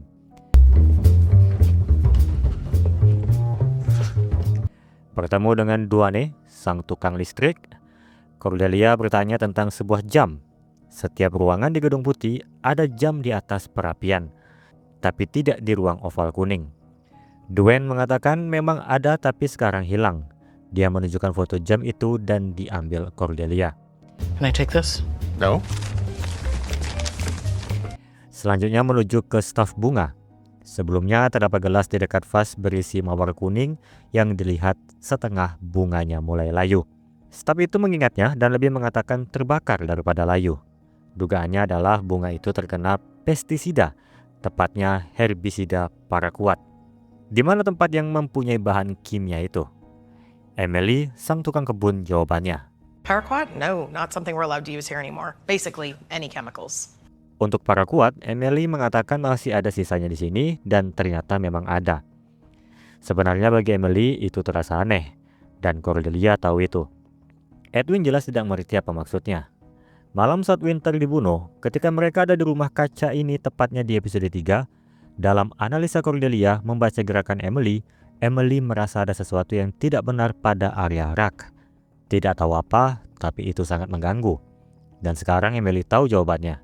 Malam itu, botol paraquat ini tidak ada, dan sekarang ada.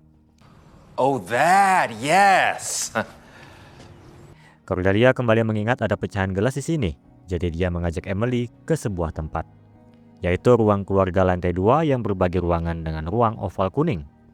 Terdapat rak dengan gelas di atasnya. Cordelia membuka rak itu dan menemukan sebuah gelas unik yang ternyata Emily tahu itu gelas dari mejanya. Entah bagaimana bisa di sini, tapi ketika Emily ingin meminta gelas itu, Cordelia mengatakan di gelas ini terdapat paraquat, yang artinya gelas ini semacam senjata pembunuh. You can keep it. Setelah Emily diizinkan pergi dan berpindah ke ruang oval kuning, pelaku pergi ke rumah kaca pada malam jamuan negara. Besar kemungkinan mencari racun paraquat. Membawa gelas kaca tapi pecah di sana entah karena apa. Lalu pergi menaruh racun itu pada gelas unik milik Emily. Kemudian pelaku menelpon Winter dari sana untuk datang ke ruang oval kuning. Sedangkan pelaku akan muncul dari ruang keluarga dengan membawa 2 gelas. Satu gelas berisi paraquat, gelas yang ada di samping vas bunga kuning. Setelah Winter meminumnya, sebagian isi gelas itu dituangkan pada bunga kuning yang menyebabkan sebagian bunga itu terbakar. Lalu pelaku melempar vas bunga yang sudah tidak ada di oval kuning ini mengenai dinding dan tertinggal goresan. Pelaku mengambil benda berat. Apakah tongkat lilin? Tidak. Benda itu kemungkinan jatuh dari meja saat Winter bersender ke dinding menahan racun. Benda berat itu adalah jam. Jam yang saat ini hilang di ruang oval kuning adalah senjata asli pembunuhan Winter. There is no clock. Exactly. And I think this is why. Cara dan kesempatan sudah ditemukan. Tersisa motif. Jurnal Winter adalah petunjuk sisa. Di ruang perpustakaan, Cordelia, Edwin, dan Laukin sedang berdiskusi. Edwin mencurigai Jasmine Henney adalah pelakunya. Satu-satunya orang yang tidak mereka curigai saat ini karena dia hampir di semua penyelidikan dia bisa menunjukkan semuanya. Kadang itu hal yang tepat di depanmu yang tersembunyi di depan mata. Cordelia setuju. Edwin masih melanjutkan analisanya dan tidak sadar bahwa baru kali ini Cordelia setuju dengan pendapatnya. Sampai-sampai Edwin harus bergerak mundur untuk mengulang perkataan yang disetujui Cordelia. Cordelia akhirnya menemukan jurnal Winter di ruangan ini. Satu-satunya tempat yang tidak akan pernah orang lihat untuk mencari jurnal Winter, termasuk Cordelia, adalah ruang dengan buku-buku. Winter suka ke ruangan perpustakaan sebelum dan setelah bekerja. Maka itu, Cordelia setuju dengan Edwin. Hal yang tepat terkadang tersembunyi di depan mata. Dia seharusnya sadar dari awal. Did you read them? I tried. Lalu apakah isi jurnal itu? Winter jujur soal perasaannya, baik dan buruk terhadap orang-orang di Gedung Putih. Ada juga catatan aneh berupa akronim dan angka yang tidak masuk akal saat Cordelia pertama membacanya, tapi akan terbukti menjadi bahan informatif nantinya. Dan di halaman terakhir, satu halaman yang setengahnya dirobek, Cordelia mengambil kertas yang sebelumnya ditemukan di jas Winter sebagai bunuh diri. Dan ketika kertas itu digabungkan, tulisan itu tidak mengarah pada surat bunuh diri. Tapi, tulisan itu menuliskan jika Winter berhenti dan mengucap perpisahan, dia ingin memberitahu semua orang yang bekerja di Gedung Putih bahwa dia sangat peduli dengan mereka. Sekarang pertanyaannya, apakah Winter merobeknya sendiri atau orang lain? Namun kekacauan terjadi. Upstairs. Now. Pindah ke ruang merah, Presiden Morgan yang tidak tahu Cordelia kembali ke Gedung Putih menegurnya. Harry harus membela Cordelia saat itu. Di tengah kegaduhan siapa yang punya hak yurisdiksi dalam kasus ini, Cordelia memperhatikan lukisan di ruang merah ini dan menyadari sesuatu. Dia pergi mengecek di ruang hijau dan sampai di oval kuning. Saat Edwin baru sampai, Cordelia memberitahu lukisan besar di oval kuning ini ada di ruang merah di malam pembunuhan, sementara lukisan di oval kuning saat ini ada di ruang hijau sebelumnya. Intinya, posisi lukisan-lukisan yang ada di beberapa ruangan berbeda dengan posisi lukisan saat malam pembunuhan. Ini terasa penting karena Cordelia sekarang tahu persis bagaimana Winter dibunuh. Now I know precisely how A.B. Winter was killed. Jadi, untuk mendapatkan pelaku, Cordelia berbicara pada presiden untuk memberinya 2 jam dan kumpulkan para tersangka di ruang timur. Dia akan mengatakan siapa pembunuh Winter. Mengapa 2 jam? Karena ada banyak hal dalam rentang waktu itu. 2 jam pun berlalu. Semua para tersangka telah berkumpul, termasuk Patrick Dombey. Yang tidak termasuk adalah Nan Cox serta Emily. Di depan semua orang, Cordelia akan memandu mereka untuk kasus pembunuhan A.B. Winter, dimulai dari ruang permainan lantai 3. Mengapa ini seperti wisata tur pembunuhan? Karena Cordelia tidak tahu siapa pembunuh Winter.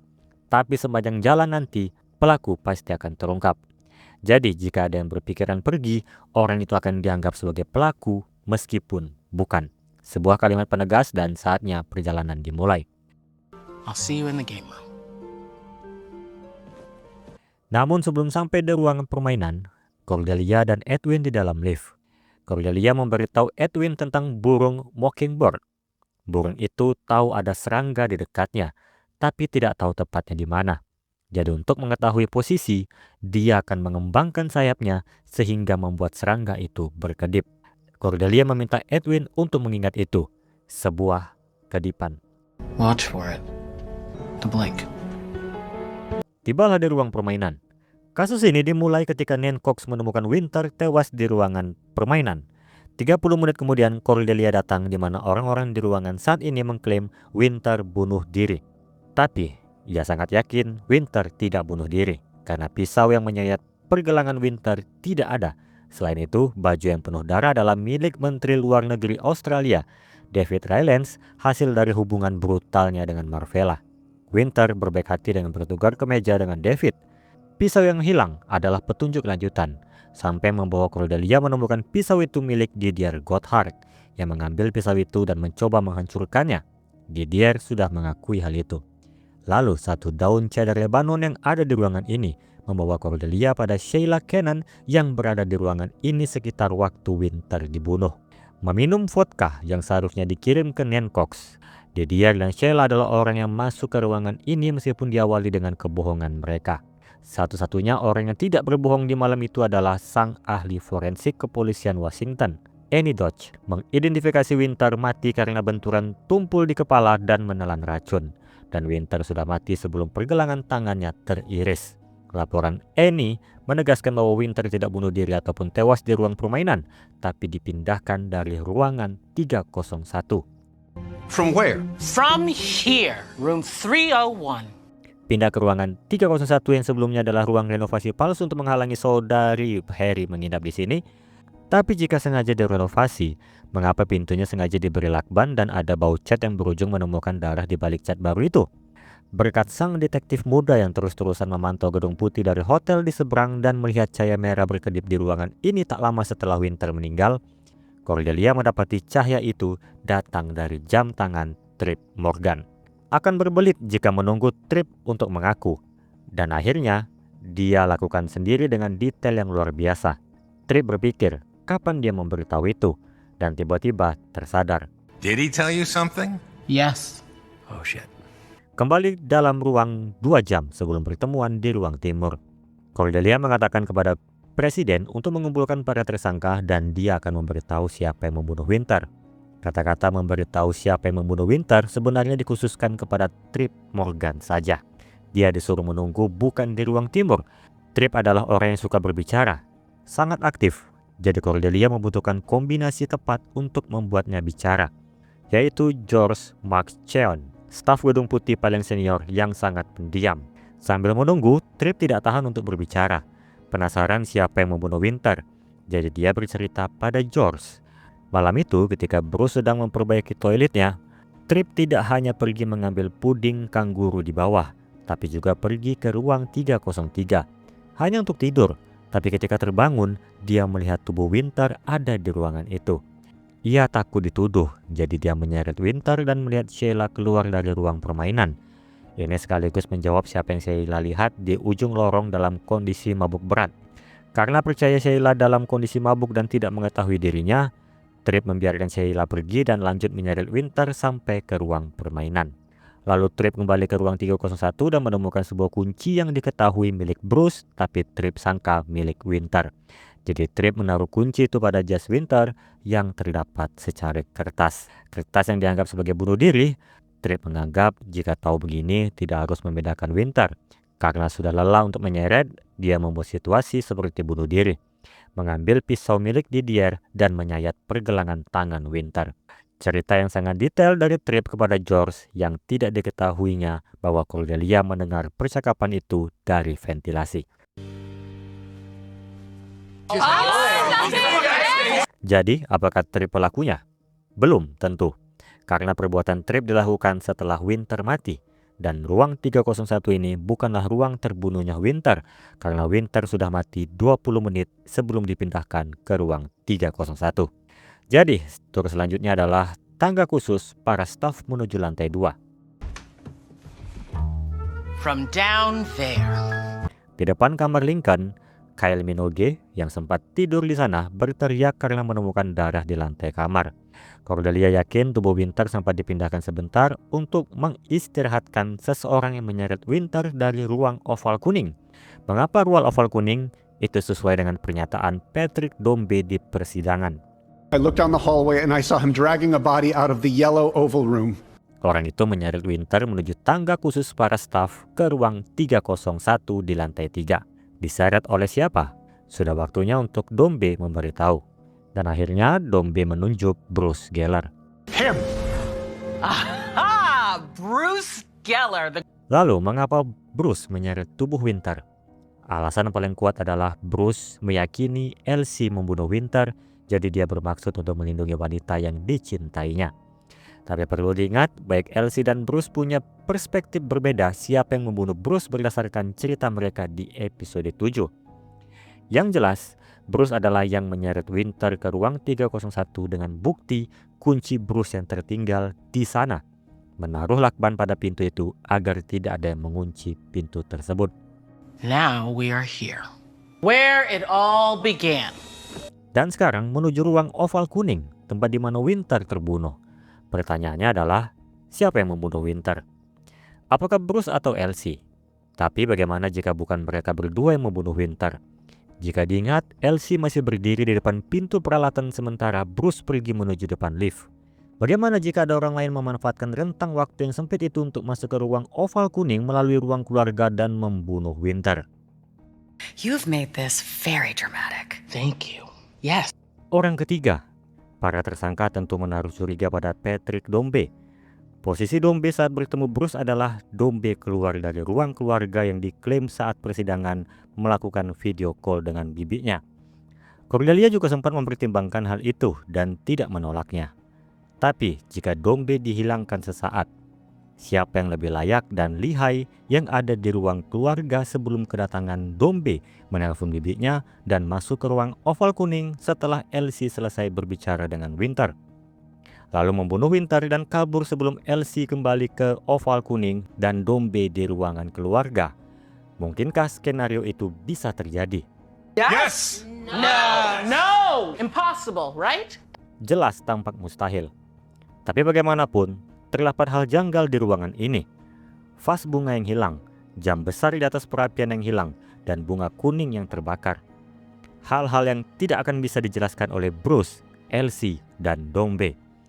Karena hal-hal itu menunjukkan adanya kehadiran orang lain, yaitu orang keempat. Ingatlah perkataan Sherlock Holmes, ketika kamu telah menyingkirkan semua hal yang mustahil, maka apapun yang tersisa, betapapun tidak masuk akalnya, pasti itulah kebenarannya. Cordelia masuk ke ruang keluarga dan menutup pintu, lalu membukanya kembali dengan memperagakan pelaku membawa gelas berisi paraquat kepada Winter. Winter meminumnya sedikit dan menumpahkannya pada bunga di dekatnya setelah tahu itu beracun. Pelaku melempar vas bunga ke arah Winter tapi meleset. Vas itu pecah di dinding dan meninggalkan goresan serta pecahan itu mengenai Winter. Pelaku lalu mengambil jam di atas perapian, besar dan berat, yang cukup untuk membunuh Winter dengan pukulan belakang kepala. I know that. Tapi para tersangka masih menganggap itu hal mustahil. Jika ada orang keempat, kemana orang itu kabur jika Dombe setelahnya datang ke ruang keluarga, sementara pintu utama ada Elsie bahkan Bruce di lorong? Cordelia menjawab, pelaku tidak kabur lewat 2 pintu itu, tapi pintu lainnya. Pintu rahasia yang sekarang ditutup dan ditaruh lukisan besar. Cordelia menyadari ketika lukisan-lukisan antar ruangan saling berpindah tempat dan hanya lukisan besar di ruang oval kuning ini yang tampak ditaruh seolah untuk menutupi ruang yang lebih besar. Jadi pintu akses menuju ruang oval kuning bukanlah 2, melainkan 3. Pintu yang menjawab sesuatu yang mustahil menjadi mungkin, dan pintu yang membuat siapapun di ruangan ini bisa menjadi pelaku. And makes every single one of you a suspect. Pertanyaannya adalah, siapa yang menutup pintu itu? Keheningan sempat terjadi, sampai Harry mengatakan Jasmine Hannay yang melakukannya. Hannay mengakuinya, tapi itu bukan idenya, melainkan perintah dari Elliot Morgan. Elliot menelpon Hannay untuk memerintahkan menutup pintu itu, tapi Elliot menyangkalnya. Ini untuk kali kedua Elliot menyangkal telah melakukan perintah melalui telepon. Sebelumnya juga terjadi pada saat memerintahkan Secret Service untuk tidak ke lantai 2. Tidak ada yang dapat dipercaya. Namun Cordelia berpikir kembali, bagaimana bukan Hannay? Bagaimana juga bukan Elliot yang melakukan telepon? Bagaimana jika pelaku meniru suara Elliot untuk memerintahkan menutup pintu rahasia itu? Kemungkinan yang patut diperhitungkan, dan jika benar, siapakah orangnya? Keheningan adalah trik untuk menekan psikologis. Dan seseorang akhirnya mengaku. It was me. Lily Schumacher. Dia yang meniru suara Elliot 2 kali. Petunjuk ini sudah diperlihatkan pada episode 2 ketika Lily meniru suara Elliot. Well, that's tricky. Namun Lily mengaku bukan berarti membunuh Winter. Itu dilakukannya untuk melindungi pelaku sebenarnya, yaitu Bruce dan Elsie. Them. No! No! Dalam cerita Lily, yang melempar vas adalah Elsie dan yang memukul dengan jam adalah Bruce. Lalu untuk racun, itu milik Elsie yang sebenarnya digunakan untuk meracuni mantan suaminya. Racun itu diminumkan pada Winter setelah Winter tewas untuk mengaburkan kematian Winter. Kemudian Bruce menaruh catatan bunuh diri itu ke jas Winter. Dan mereka berdua kabur melewati pintu yang sudah ditutup itu. Dan mengapa Lily berusaha untuk melindungi mereka? Itu karena kasihan. Elsie seorang ibu yang harus menghidupi putrinya sendirian. Dan Bruce hanya mencoba untuk melindungi Elsie. Pintu rahasia itu ditutup karena Lily panik. Panik jika suatu saat Cordelia akan kembali lagi dan ingin mendapatkan suasana yang lebih baik. Lily mulai menangis, tapi Edwin tiba-tiba berkata, kedipan mata. Dan Cordelia menyetujui itu. Blink. Yes. Cordelia memuji akting yang ditunjukkan Lily barusan. Watch for it. The blink. Kebohongan yang nyaris sempurna tapi gagal pada pertanyaan mengapa pintu rahasia itu ditutup. Untuk mengganti suasana. Tentu tidak. Lily punya tujuan lebih dari itu. Sesuatu yang ingin disembunyikan. Karena terdapat sidik jari Lily. Sidik jari yang akan mengarahkan Lily menjadi pembunuh Abby Winter. Segera Cordelia menggunakan pisau untuk menunjukkan pintu rahasia itu yang tertutup. Setelah terbuka, dia masuk ke dalam. Mencari sesuatu dan menemukan sebuah lemari kecil rahasia yang menyimpan jam berat yang bercak darah. Senjata pembunuh Abby Winter. Sekarang, mengapa Lily melakukannya? Cordelia yang akan menjelaskan. Lily membenci semua orang di Gedung Putih ini. Lihatlah apa yang dilakukan Lily dengan merenov penuh ruang biru. Dia sangat membenci sejarah, tradisinya, dan para stafnya. Winter adalah orang yang paling dibencinya karena mewakili semua yang dibenci Lily dan Winter menghalangi semua. Tujuan untuk menciptakan kembali Gedung Putih. Selain benci, Lily juga takut pada Winter karena pada malam jamuan, Winter berencana akan membongkar kebusukan Lily. Itulah pertengkaran yang didengar Gomez, sang tukang kayu di episode 2, di mana Winter berkata, aku akan membongkar semuanya. Saat Gomez bersembunyi di lantai bawah, dia melihat Harry turun dan beranggapan Harry yang bertengkar dengan Winter. Sebenarnya Lily lah yang bertengkar dengan Winter. Lalu dengan apa Winter akan membongkar itu? Semua jawaban ada pada jurnal Winter. Lily sempat menyangkal, jika pertengkaran malam itu penyebab dirinya membunuh Winter, bukankah semua tersangka di sini melakukan hal yang sama? Terlebih apakah presiden akan lebih mempercayai Winter ketimbang dirinya jika dia mempunyai kebusukan? Andai pun presiden membela Winter dan Lily dipecat, itu tidak masalah untuknya karena dia dari keluarga kaya raya. So fire me. Tapi Cordelia menjawab, Winter juga tahu kemungkinan itu. Jadi dia mempersiapkan hal yang lebih dari itu. Akronim dan angka di jurnal Winter, sesuatu yang akhirnya Cordelia sadari adalah itu berupa uang yang Lily salah gunakan, yang dia curi, dan pasal-pasal serta kode etik yang dilanggar Lily yang berhubungan dengan perbuatan buruknya. Betul, Lily adalah orang kaya, tapi ada sesuatu tentang kaya. Orang kaya mencuri uang. Tidak selalu, tapi di dunia politik itu banyak. Jadi besar kemungkinan saat pertengkaran Winter dan Lily yang didengar Gomez, Winter menjelaskan itu ditulis di jurnalnya. Sehingga Lily berusaha merebut jurnal itu dan hanya merobek selembar. Selembar yang tulisannya terkesan seperti bunuh diri. Sehingga muncullah sebuah kesempatan tidak terduga. Membunuh Winter dengan beralasan bunuh diri. All criminal activity is motive plus opportunity, and you saw an opportunity. Dengan matinya Winter, maka kebusukannya akan tertutupi dan dia bisa merombak total seisi gedung putih. Mengatur pertemuan di Oval Kuning setelah Elsie pergi, mengantar minuman beracun dengan berpura-pura mengembalikan kertas robekan itu sebagai bentuk minta maaf, dan ketika Winter memasukkan kertas itu ke saku jasnya, di sanalah semua dimulai. Menawarkan minum beracun pada Winter. Sebagai orang yang sudah menghadapi berbagai macam sifat dan situasi, Winter tahu ada apa di minuman itu. Tapi tetap bersedia untuk meminumnya dan itu merenggut nyawanya. It cost him his life. Tapi jam berat mau dikemanakan oleh Lily. Sementara Dombe datang ke ruang keluarga dan Bruce dan Elsie ada di lorong. Tidak ada pilihan lain selain menyembunyikannya di lemari pintu rahasia yang ditutup. Kabur melalui ruang perjanjian dan turun membiarkan Bruce dan Elsie saling mencurigai.